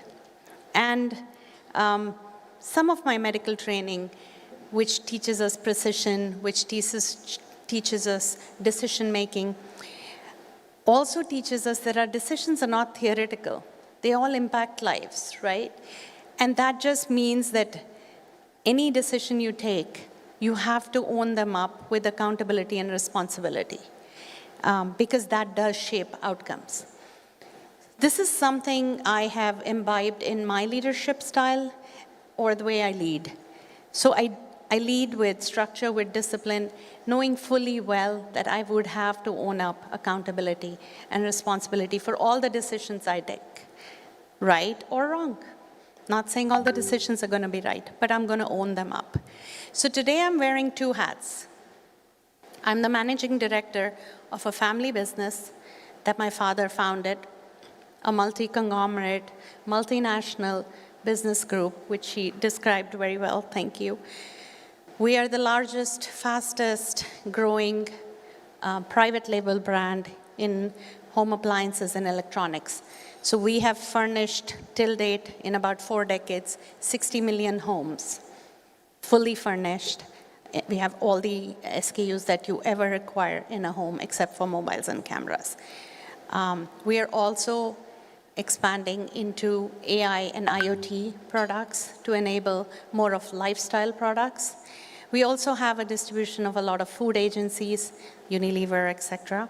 And we are also in IT. And I then wear the other hat, which is being a co-founder of something called Alira.ai, which is an advanced agentic platform built for the future of all of us, future of work. So let me tell you, this is happening not one after the other, but at the same time. And I work with the tech company with my husband, and I work with the electronics company with my father. So resilience, grit, patience, you name it, everything gets tested. Early in my career, when I was working in the US, and we were going through the period of COVID, and Lennon said I should share this, even though it's not a very happy moment. But there were situations when we had to take decisions on no PPE. Do you remember that time when PPE was in shortage, the gowns, the masks, and the ventilators and the oxygen cylinders? We coped up in California pretty well, but the state that got hit really badly was New York. And everybody was suffering really badly, and we were asked to send our medical reserve. So 54 volunteer doctors and nurses left for the state of New York. So I was in California, and I get a call at 2 a.m. with one of my physicians who was there, posted in one of the hospitals, very frantic, saying, "Dr. Jean, this is not what I signed up for. This is not what you warned me for." And I said, "Doc, what happened?" And he goes, "There are 2 patients with COVID who are equally bad in a state of condition, and they have 1 ventilator that needs to go to one of them to take them through the night. One is a priest and one's a pregnant lady." And he goes, "I'm not going to make this choice.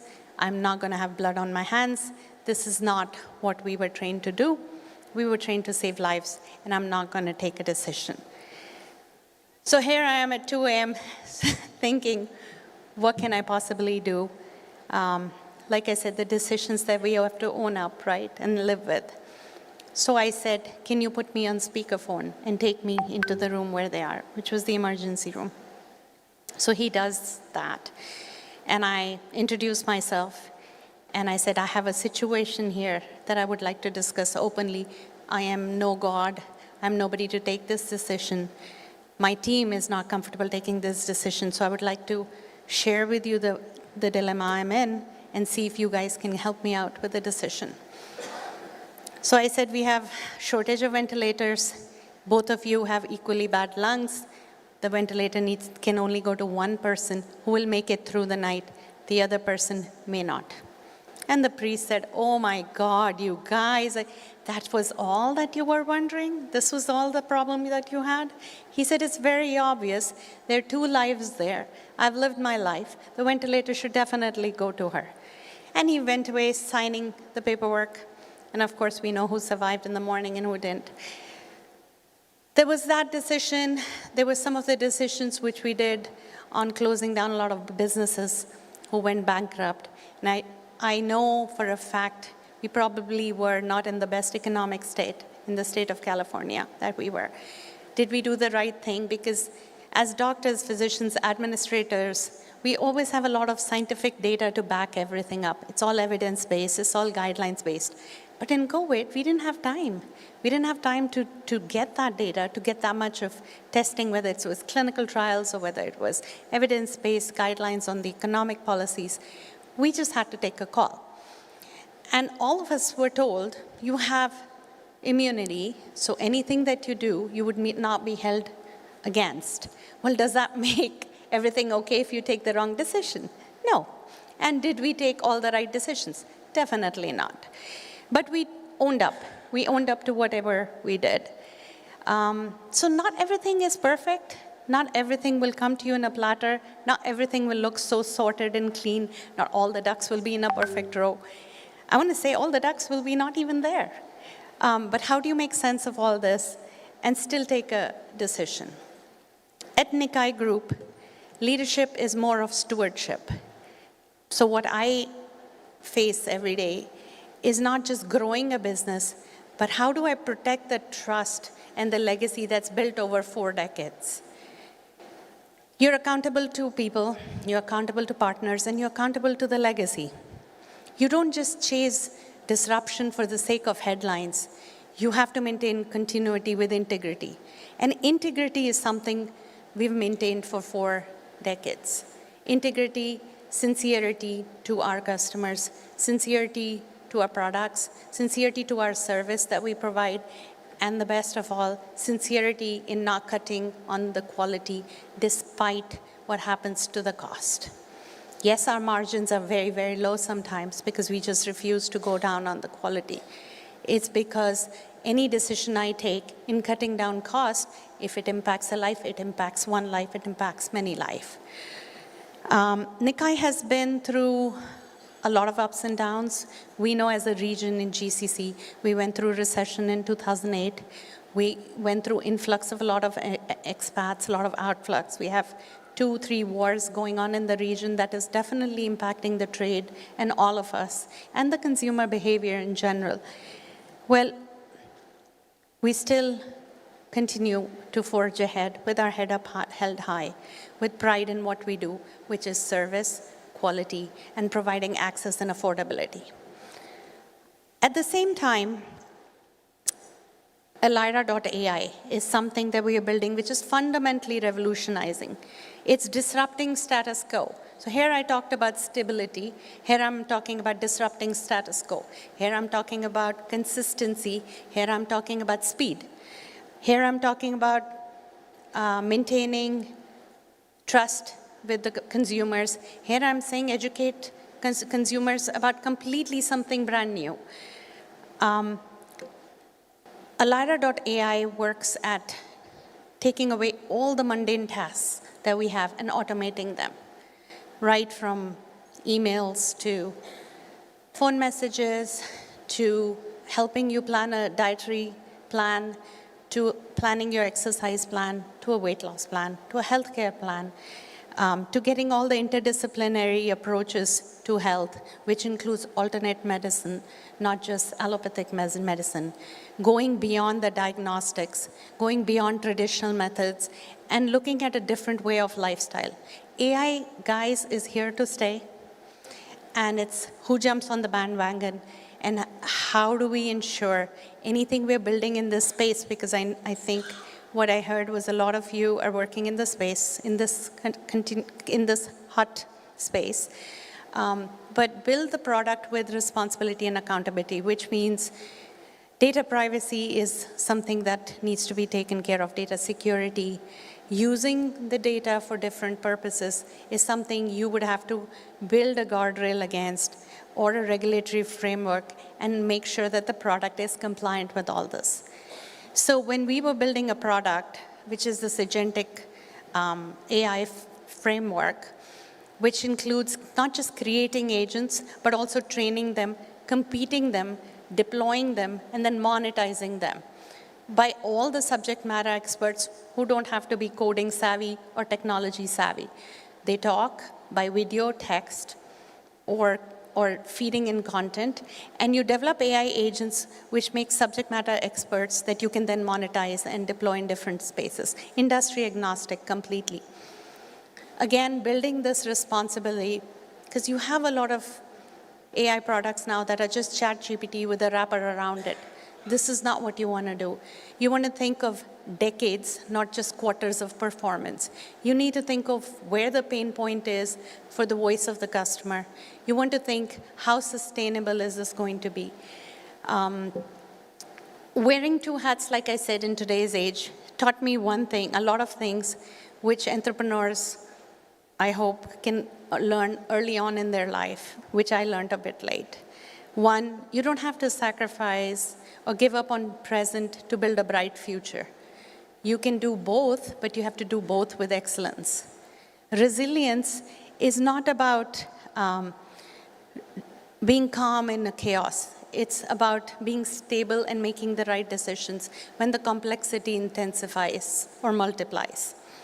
Third, scale matters. Global AI is now supposed to be an investment of about $407 billion. Create something that takes a chunk of that in the industry, in this economy. It's an agentic economy, guys, where human expertise is not replaced, it's only amplified. Think of it as if it's not going to take away jobs, but it's going to give you back the time with your parents and children, which all of us have now forgotten thanks to this device. So we've gone through this whole cycle of picking up calls as an assistant, doing the sales calls ourselves, and then tomorrow we are the product manager, and day after we are the service manager. We have been through this phase. You guys are probably doing this as well. Well, do you also think about one thing? Once you're starting a startup, often people forget to pay themselves. So you will burn a hole through your wallet and your family's wallet and your friends, but you won't pay yourself.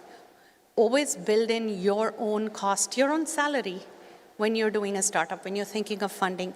Your time is valuable. You are the founder. You deserve to have a lifestyle, not a flamboyant one, but you deserve to have yourself paid. So don't forget about putting your salary, which often people go sometimes years without doing this.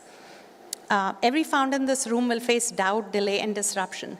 What separates those who fade from those who endure is grit in the hard moments and resilience when there's no applause.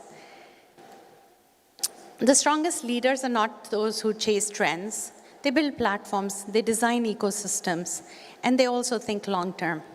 Entrepreneurship is not about how fast you move things when things are easy. It's how steady you are for years and years after that. The future belongs to those who can innovate without losing discipline, scale without losing humanity, and evolve without losing themselves. So please have your me time, take care of yourself, take care of your mental state, because if there is no you, there is no company, there is no product. People often burn out too quickly, through their relationships, burn through their friends. Do not do that. Take care of those. So lastly, I'm just going to say, talent may open the door, but grit keeps you in the room, and resilience is what builds your enduring company. Grit turns setbacks into strategy, resilience turns pressure into power, and that's how enduring companies are built. If you need anything at all, I'm available. We do mentor a lot of startup founders, and I'm always here. I spend a lot of time here, but now technology keeps us all connected, so there's no reason not to be available or make time if you don't desire to. Thank you so much, guys, and best of luck with everything.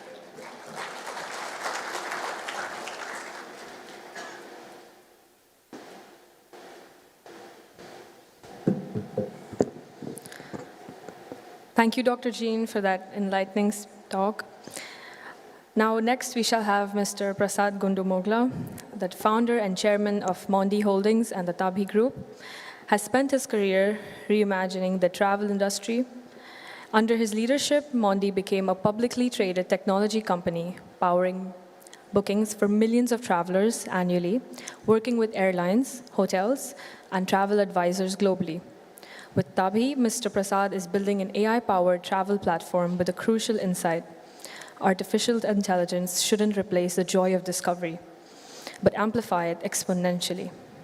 Imagine travel where AI understands your deeper patterns, surfaces hidden gems matched to your unique definition of adventure, and eliminates the friction that makes planning exhausting, while technology handles complexity so humans can focus on experiences and memories.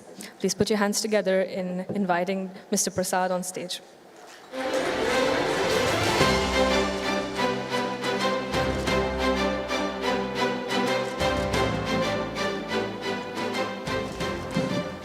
Good evening, everyone. Who am I? I am a previous generation of Junicorn, came from very humble background, and being there at some point of time life, like you guys. So I'm here especially, came from US, having spent a day on the flight each direction, just to let you know, just to convey my love to Junicorns and my the darling Junicorns. The last two years, somehow I built this very strange relationship with these Junicorns somehow. In Austin, it's not about sponsorship, it's not about money, it's about that bond that we built. And I was so happy I could still remember those memories where, 3 days of time in state of Texas University. And after that, we went and on a boat trip. I wanted to take our people, our Junicorns, to get some break and swimming with them, people 10, 13 years old, kids, and sharing their vision, understanding their needs, understanding their, their passion, and being part of that is such a journey. And I was so happy, being there with them. I want to bring the same energies here this year. And I wanted to see the same thing with each one of you guys here in my Junicorns, and see that how that we can, if all of this stuff can inspire few people, one of you, some of you, and all of you, I think that's a great success, and that's a great reward that we all get here. I just want to talk about the journey of Junicorns. So I'm supposed to talk. I don't have any subject here, so I can talk anything. So the Junicorns, as I mentioned, I was one of them, and I'm one of them. I wanted to just say that how the life takes you as a Junicorns and how it transforms. I'll give you an example of mine so that you can see yours, okay? So it all started, I came from a very humble background, a village, and where I was studying in a government school, Telugu medium until my 12th grade. And, I look up to my father, who was a businessman, and he died when I was a very young age, so there's nobody to look up to. So obviously, there's a lot of vacuum in life, and but it did not break me through at any point of time. So I did my my graduation, undergrad, grad. Then I went to US. The land of opportunities. I thank that land so much. And when I go there, wanted to start a job, but somehow stumbled into starting a business and made it, somehow got lucky, got successful. But I think what is important here is that the journey of yours, the journey of mine, the journey you can envision. So the unicorns to unicorns, unicorns to another unicorn. The unicorn is what you are all. Unicorn is everybody's dream of making $1 billion company. Another unicorn is, which is what I define for ourselves, is touching the billion people lives. So it is not about, dollars anymore. When we talk about unicorn, it's about the lives that we touch. So that actually changed the whole ecosystem. My serial entrepreneurship to social entrepreneurship. And how would I make, build the organizations, build the enterprises, and to make that impact that actually gives me and serves me the purpose. So it's, as I mentioned, one great thing one good thing that you all should, especially the unicorns, should have in your lives is purpose. When you don't have the purpose, you have one, okay? You just don't discover that yet, okay? So you will, look for it. It may evolve. When I was young, started the business, my purpose is to take care of my family. My purpose is to take care of the small business that I own. The purpose is to touch, and take care of my employees and everything. And it evolved. Now I'm talking about, I want to touch 1 billion people's lives. So it may evolve, but the purpose should be there. And the purpose of that social entrepreneurship lead us to start some enterprises. So we are operating in 3 different verticals. Travel, we are the largest travel B2B company marketplace in the world. God willing, so we are here. I thank my people for making it happen. Then we started healthcare, a company called Pranic.ai. We wanted to touch the lives of the rural and city, wherever there is a need for the people, using the technologies, using the infrastructure, and using the, everything what has been transpired in the current world, and how can we get that, make it happen. And then the third one is job creation. So I see that a lot of inequalities in life.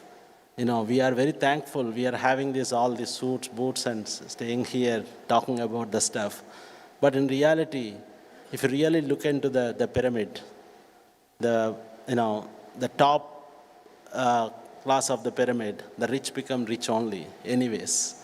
When you talk about India's story, it's very fascinating. I can talk about hours long, days long about how great it is, how glowing it is and all. But it did not change. In fact, it has gotten worse in the bottom layer of the pyramid.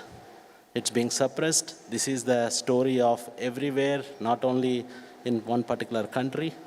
So the rich becomes rich, but rich becomes richer, but the bottom layer of the pyramid is always have been there. So how we can help? There are companies got started, the gig platforms, thanks to the gig world, the economies, the creators economy, the social influencers and everyone. But in reality, when I look into that, when you're talking about a Uber driver entering into a Uber ecosystem is a driver for the lifetime. Where is the progress here? I don't see the progress. When you're talking about, a great quick commerce platforms, a delivery boy entered into the system is a delivery boy for the rest of their lives. And I don't call that as a success in my own mind. It's a commercial success, but not the real success, what when we talk about impact. So how can we create, an impact and create a platform where we can really change or help to change or, initiate something in our world? So we started a company called Arnarat Global, to create a platform how we can go into the grassroots and really, pick the people from the grassroots and be able to give them a platform to, have a progressive life, progressive things. It could be a job, it could be a small business, it could be an entrepreneurship, it could be a mega enterprise. It doesn't really matter. So we are helping them, it's up to those people. So this social, entrepreneurship, social impact, within our reach. So within those 3 areas of travel, the healthcare in AI and the job creation, really that's the purpose. But in order to meet this purpose, really, what do I need to have? The execution. The execution is very crucial, very painful. Every one of you guys know. Talking is easy, ideas are easy. The execution requires the team. When we are talking about unicorns, the mentors, more than mentors, you need a good team who is a good tribe of yours. You need to have a people, who, works with you, live with you, breathe with you, just get you out in the door and get to end of the, your goal to be achieved. They are with you. So you have to first build that tribe. So I always say this, in the AI world now, everyone talk about vibe, the vibe coding. So I infamously say in at our offices. So I say that vibe to tribe. So there is an initiative that we use. This is internal work that we do. So when you start with a vibe code, anybody can create a platform today using AI. Not a big deal. Okay, maybe 1 day, 2 day, 1 week, they'll have it.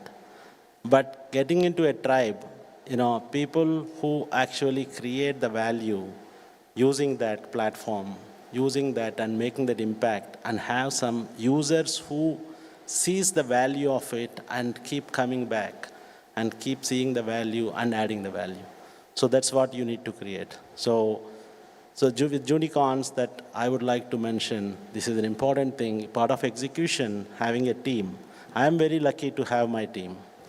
And we will continue to enhance the team and continue to enhance the team by bringing the new generations, because the trick here is not about what we teach them, it's about what we learn from them.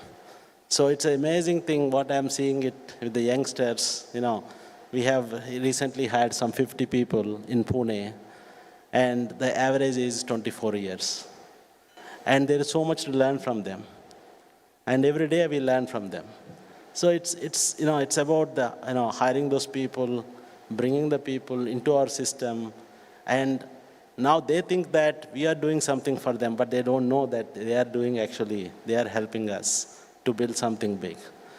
So with all that stuff, the execution, the purpose is being taken, chosen, execution, and execution comes with your people, your, everything. If you think that, we need money, the money is not the right, I do not think, at least my experience, money is not the hindrance here. Money will come somehow. If your purpose is right, if your work is right, your team is right, there are many rich people in this country, in this world, and who can provide the capital for you to grow. But what is important is that how you spend that money, how you expend that money. How do you use that capital to put to use to make the purpose right? Right? So that execution then follows by outcome. So you don't start the company to become $1 billion, for sure. Never, right? You start the company with whatever the purpose that you do, and you work day and night to achieve that purpose. But ultimately, the outcome is that it could be $1 billion, it could be $100 billion, or $1 trillion. You could be the next, Elon Musk there. Great. So, but the point here is that you don't work to make the money or to make the outcome. You do not decide in life the outcome. You only work for your purpose. The outcome is just the sidekick that you get. And so with that, I'm happy. I have shared some great memories with those kids, and I look forward to working with you for the next couple of days. And please feel free to utilize your time and our time very wisely, and and see that how we can help you to help us to achieve our the purpose. Okay, thank you so much. It's been a pleasure, and thank you ISF, thank you JSR, thank you the volunteers.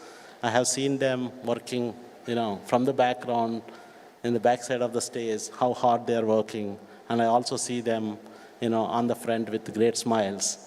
But it's not an easy task, and you guys have done it, and we are doing it. And I thank everyone for participation and your contribution. Thank you all. Namaste.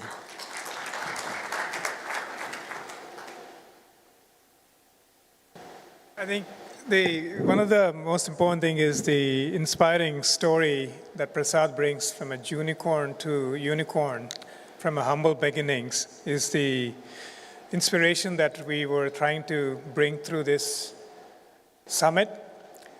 We will take a short break. I know we all need to eat. We have a wonderful buffet set up outside. Please take a few minutes to go grab some food, and please come back and relax a little bit, and we will have an award ceremony for some of the most fascinating individuals that have contributed to the society and inspired all of us with their careers. And we would like to celebrate their life this evening. And please take a few minutes and go out there, grab food, and come back to your own tables, and we'll see you in a minute. Thank you. Don't be so quick to walk away. Dance with me, I wanna rock your body. Please stay. Dance with me, you don't have to admit you wanna play. Dance with me, just let me rock you till the break of day. Dance with me, boy, no disrespect, I don't need no help. Talk to me, boy, but I can't wait to have you in my heart. Talk to me, boy, hurry up, cause you're taking too long. Talk to me, boy, that I'll have you naked by the end of this song. Don't be so quick to walk away. Dance with me, I wanna rock your body. Please stay. Dance with me.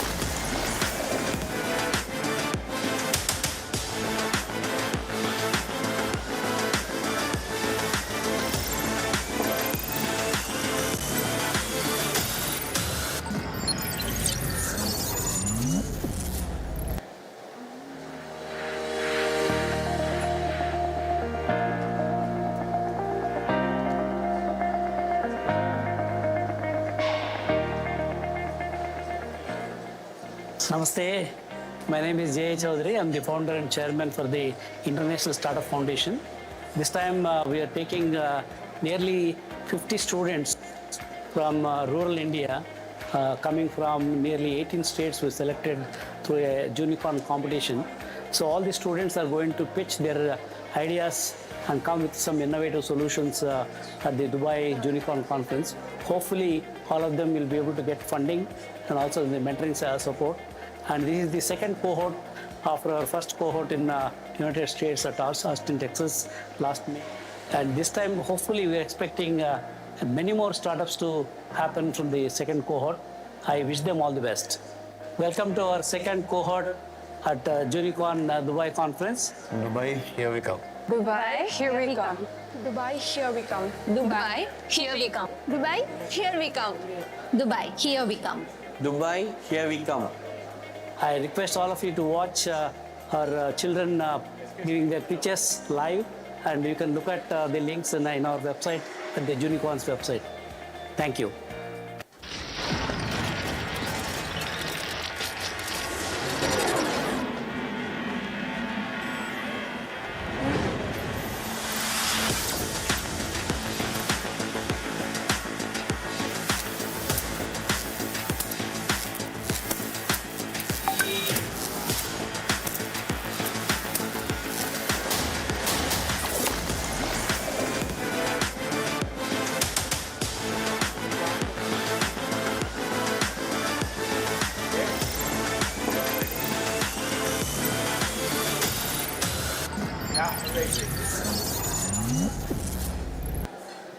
Okay, smile.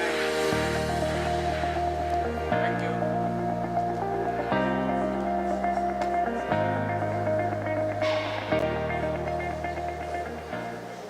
Namaste. My name is J. Chaudhary. I'm the founder and chairman for the International Startup Foundation.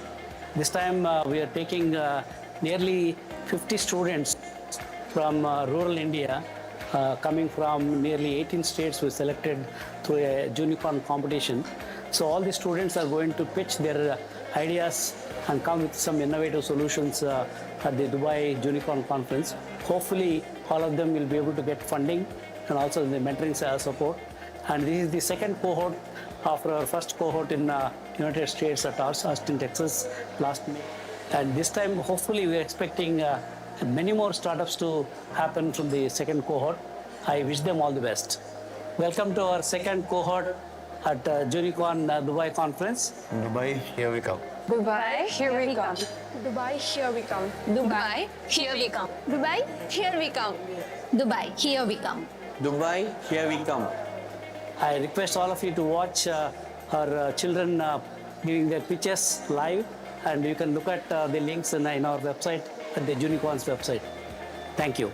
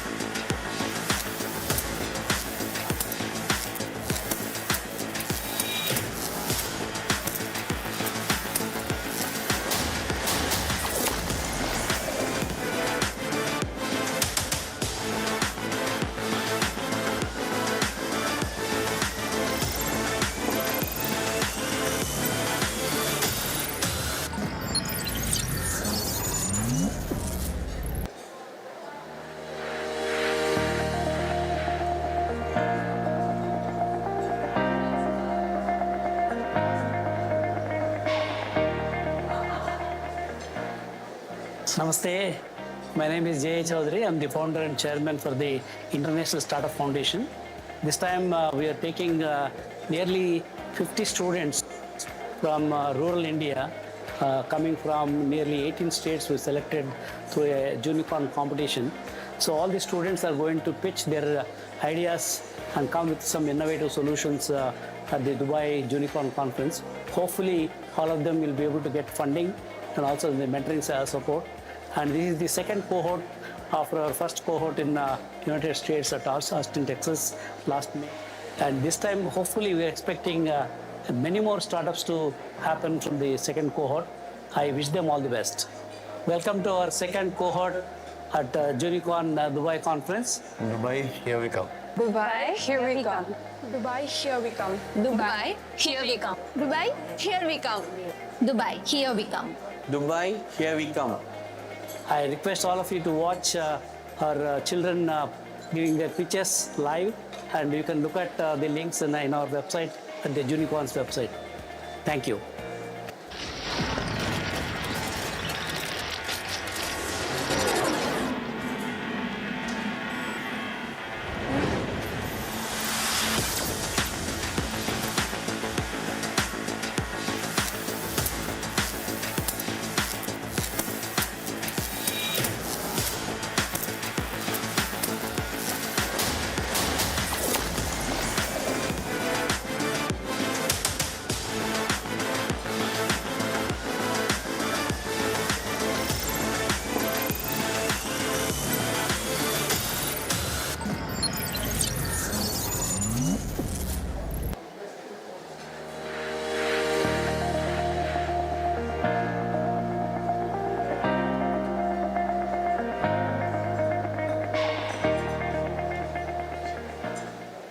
Namaste. My name is J. Chaudhary. I'm the founder and chairman for the International Startup Foundation. This time we are taking nearly 50 students from rural India, coming from nearly 18 states. We selected through a Unicorn competition. So all the students are going to pitch their ideas and come with some innovative solutions at the Dubai Unicorn conference. Hopefully all of them will be able to get funding and also the mentoring support. And this is the second cohort after our first cohort in United States at Austin, Texas last May. And this time hopefully we are expecting many more startups to happen from the second cohort. I wish them all the best. Welcome to our second cohort at Unicorn Dubai conference. Dubai, here we come. Dubai, here we come. Dubai, here we come. Dubai, here we come. Dubai, here we come. Dubai, here we come. Dubai, here we come. I request all of you to watch our children giving their pitches live, and you can look at the links in our website, at the Unicorn's website. Thank you.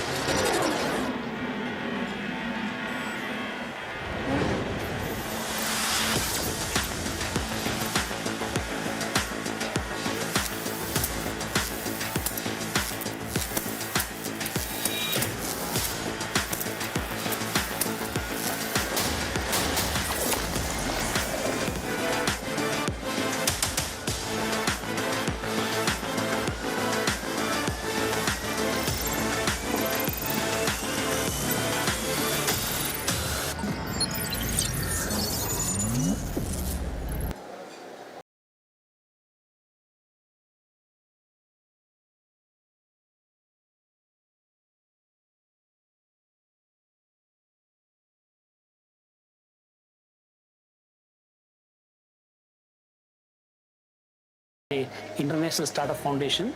This time we are taking nearly 50 students from rural India, coming from nearly 18 states. We selected through a Unicorn competition.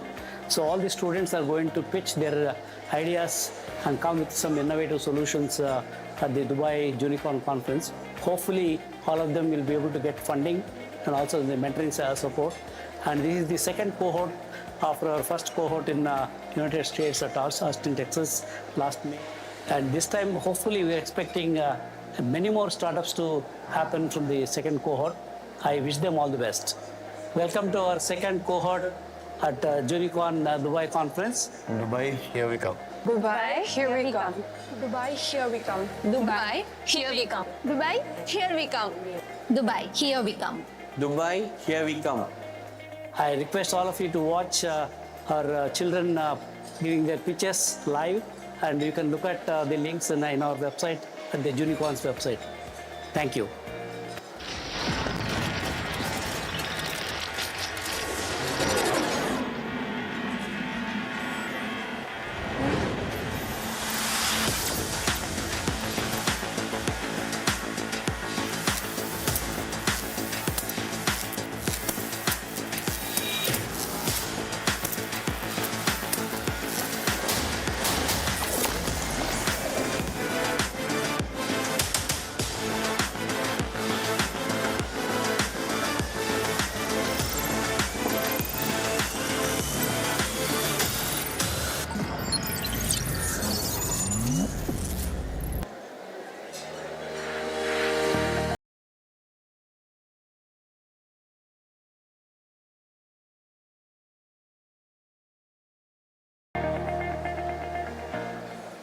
Namaste.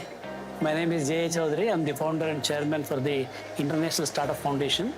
This time we are taking nearly 50 students from rural India, coming from nearly 18 states. We selected through a Junicorn competition. So all the students are going to pitch their ideas and come with some innovative solutions at the Dubai Junicorn conference. Hopefully all of them will be able to get funding and also the mentoring support. And this is the second cohort after our first cohort in United States at Austin, Texas last May.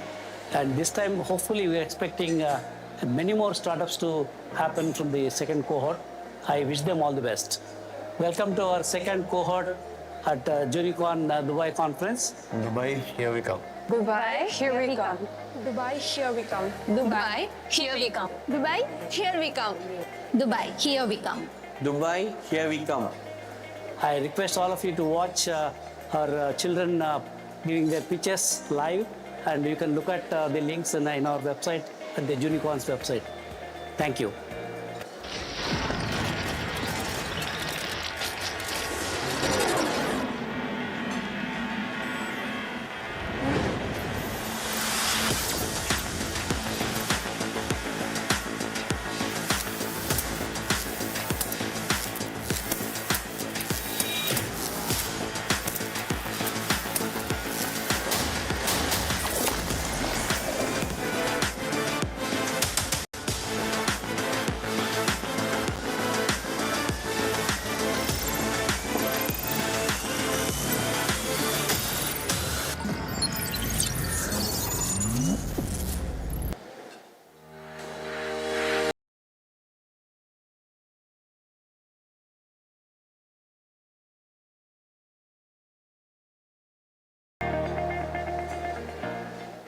Namaste.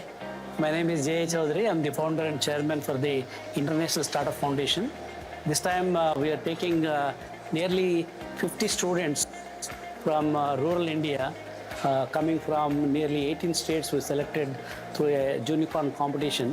So all the students are going to pitch their ideas and come with some innovative solutions at the Dubai Junicorn conference. Hopefully all of them will be able to get funding and also the mentoring support. And this is the second cohort after our first cohort in United States at Austin, Texas last May. And this time, hopefully, we are expecting many more startups to happen from the second cohort. I wish them all the best.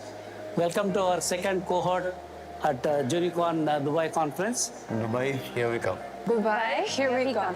Dubai, here we come. Dubai, here we come. Dubai, here we come. Dubai, here we come. Dubai, here we come.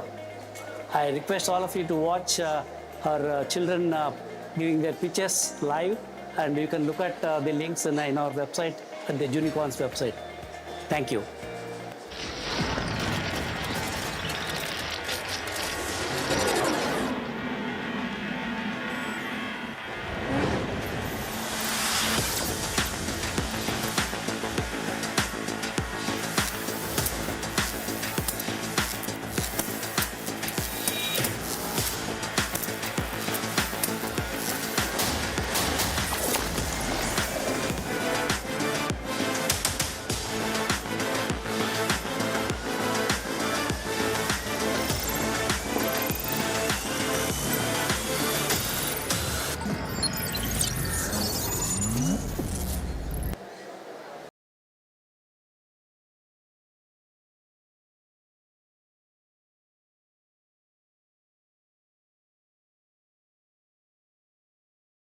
Namaste.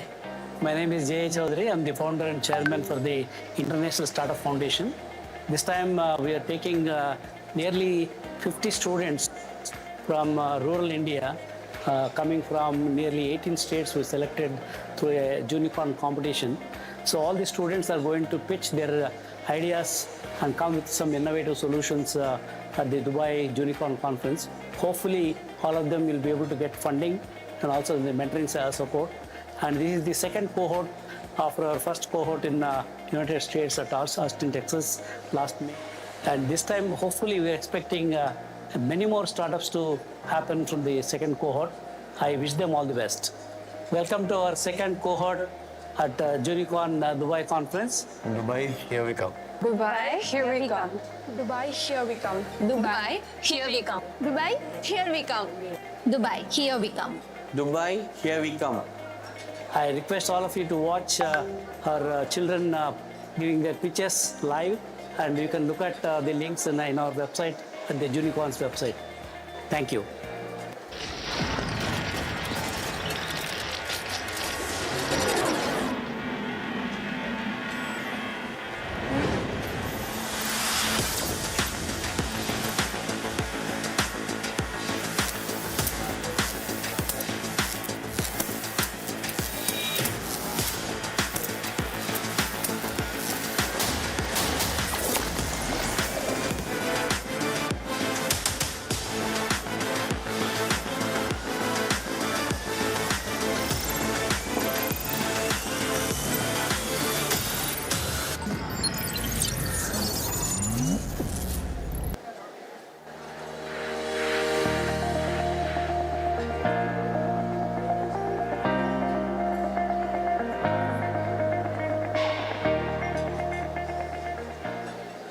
Namaste.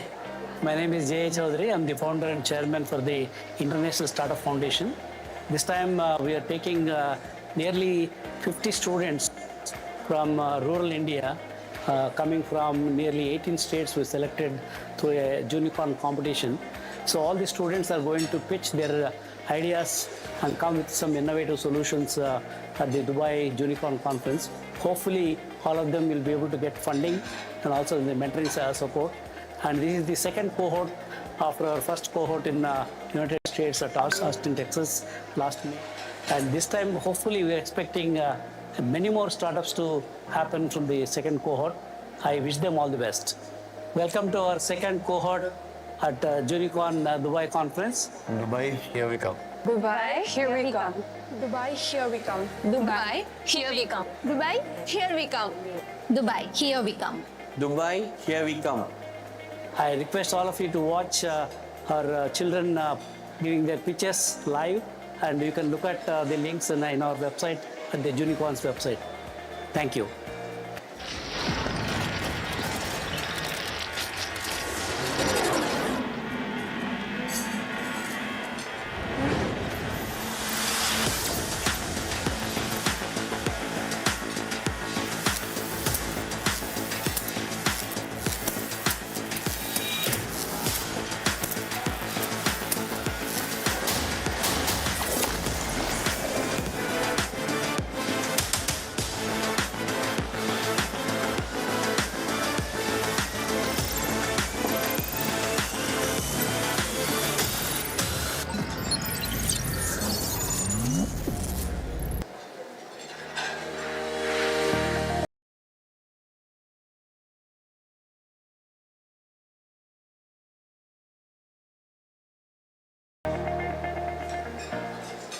Namaste. My name is J. Chaudhary. I'm the founder and chairman for the International Startup Foundation. This time we are taking nearly 50 students from rural India, coming from nearly 18 states. We selected through a unicorn competition. So all the students are going to pitch their ideas and come with some innovative solutions at the Dubai Unicorn Conference. Hopefully all of them will be able to get funding and also the mentoring support. And this is the second cohort after our first cohort in United States at Austin, Texas last May. And this time, hopefully, we are expecting many more startups to happen from the second cohort. I wish them all the best. Welcome to our second cohort at Unicorn Dubai conference. Dubai, here we come. Dubai, here we come. Dubai, here we come. Dubai, here we come. Dubai, here we come. Dubai, here we come. Dubai, here we come. I request all of you to watch our children giving their pitches live, and you can look at the links in our website at the Unicorn's website. Thank you.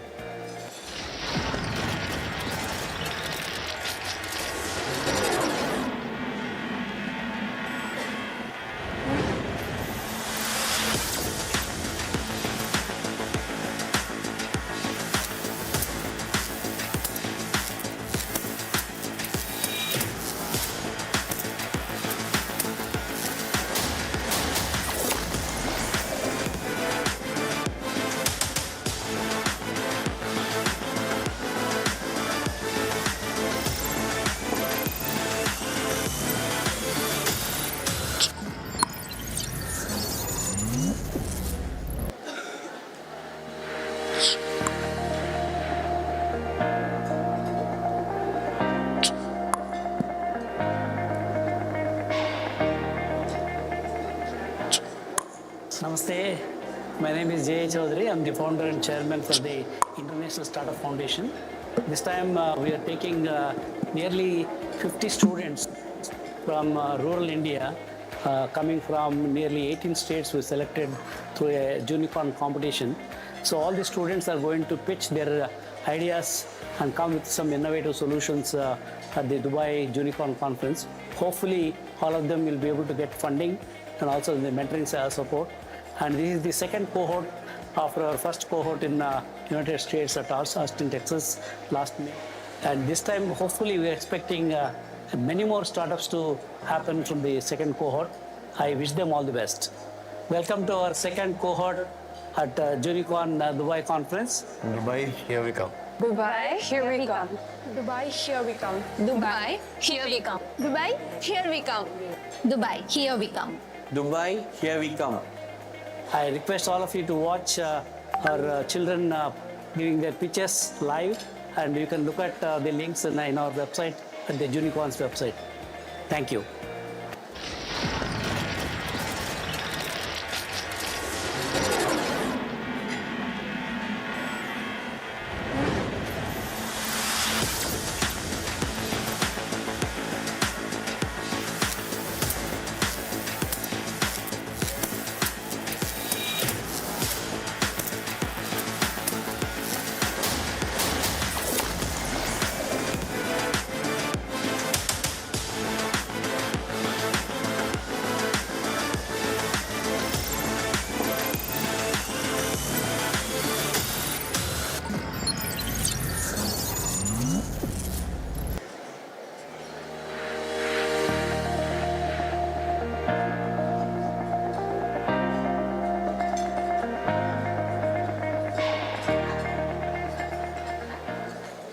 Namaste.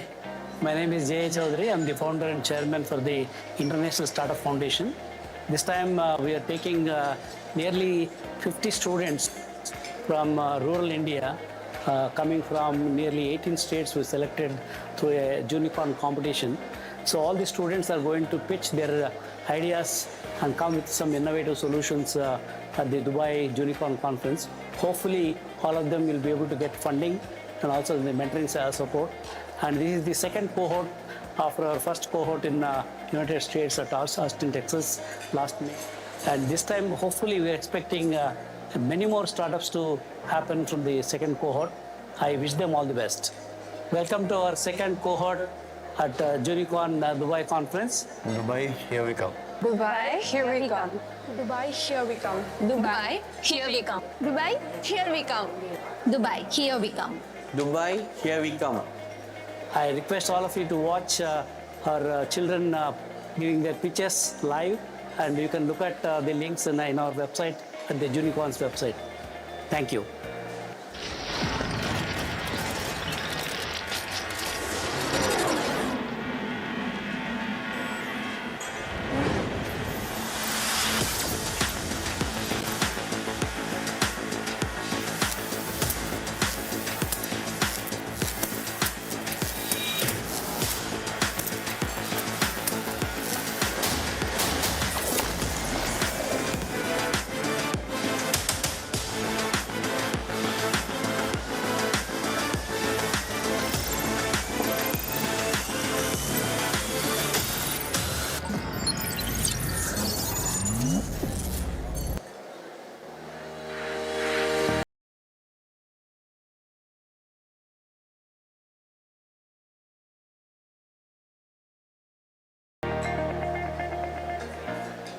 Namaste. My name is J. Chaudhary. I'm the founder and chairman for the International Startup Foundation. This time we are taking nearly 50 students from rural India, coming from nearly 18 states. We selected through a unicorn competition. So all the students are going to pitch their ideas and come with some innovative solutions at the Dubai Unicorn Conference. Hopefully, all of them will be able to get funding and also the mentoring support. And this is the second cohort after our first cohort in United States at Austin, Texas last May. And this time, hopefully, we are expecting many more startups to happen from the second cohort. I wish them all the best. Welcome to our second cohort at Unicorn Dubai Conference. Dubai, here we come. Dubai, here we come. Dubai, here we come. Dubai, here we come. Dubai, here we come. Dubai, here we come. Dubai, here we come. I request all of you to watch our children giving their pitches live, and you can look at the links in our website, at the Unicorn's website. Thank you.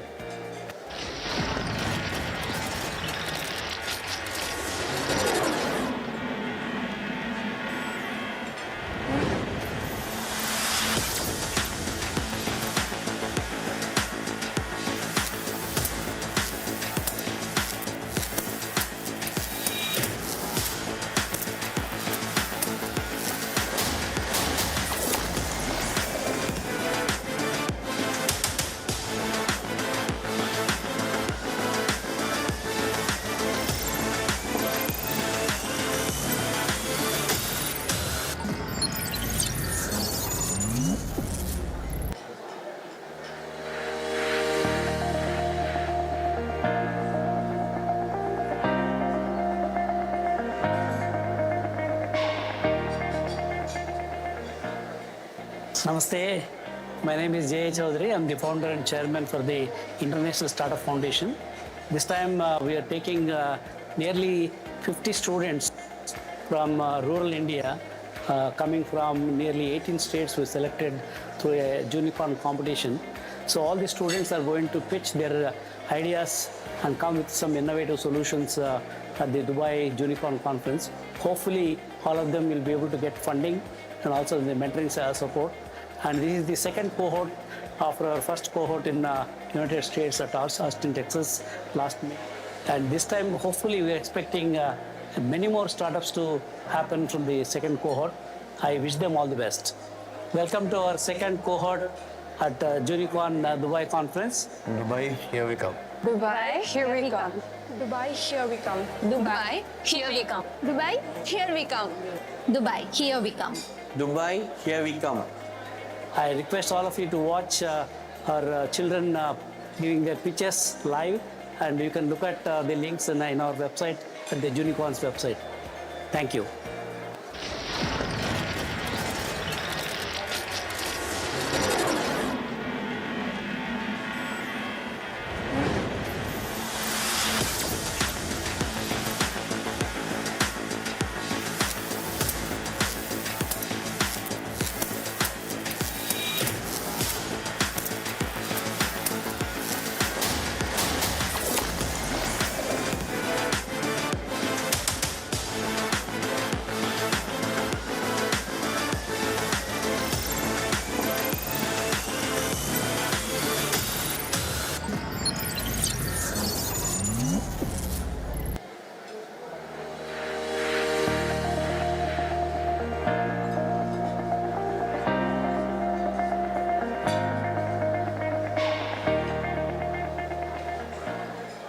Namaste.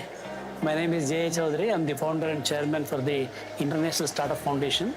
This time we are taking nearly 50 students from rural India, coming from nearly 18 states. We selected through a unicorn competition. So all the students are going to pitch their ideas and come with some innovative solutions at the Dubai Unicorn Conference. Hopefully, all of them will be able to get funding and also the mentoring support. And this is the second cohort after our first cohort in United States at Austin, Texas last May. And this time, hopefully, we are expecting many more startups to happen from the second cohort. I wish them all the best. Welcome to our second cohort at Unicorn Dubai conference. Dubai, here we come. Dubai, here we come. Dubai, here we come. Dubai, here we come. Dubai, here we come. Dubai, here we come. Dubai, here we come. I request all of you to watch our children giving their pitches live, and you can look at the links in our website, at the Unicorn's website. Thank you.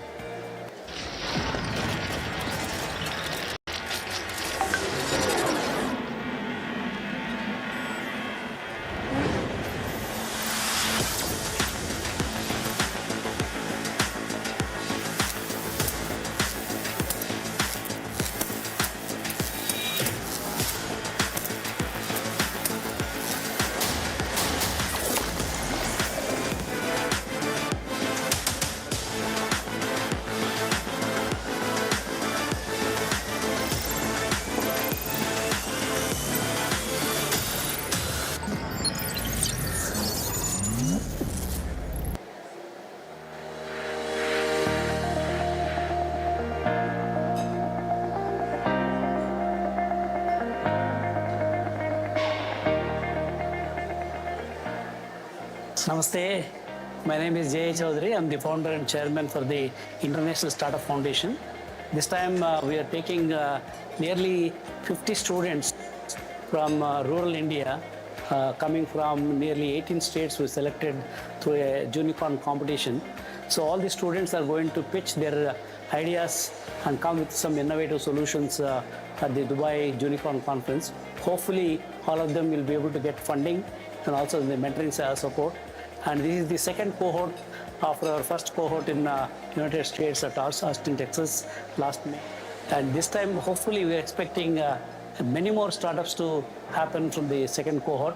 I wish them all the best. Welcome to our second cohort at Unicorn Dubai conference. Dubai, here we come. Dubai, here we come. Dubai, here we come. Dubai, here we come. Dubai, here we come. Dubai, here we come. Dubai, here we come. I request all of you to watch our children giving their pitches live, and you can look at the links in our website, at the Unicorn's website. Thank you.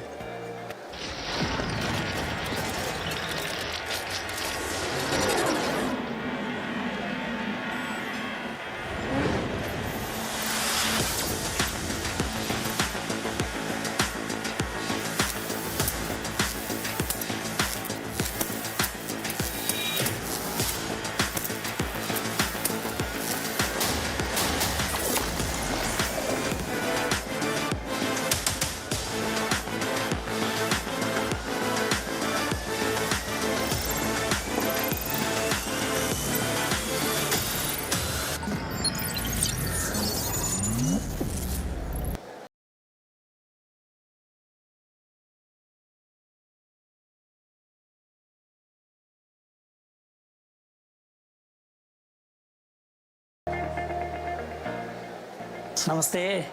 My name is J. Chaudhary. I'm the founder and chairman for the International Startup Foundation. This time we are taking nearly 50 students from rural India, coming from nearly 18 states. We selected through a unicorn competition. So all the students are going to pitch their ideas and come with some innovative solutions at the Dubai Unicorn Conference. Hopefully all of them will be able to get funding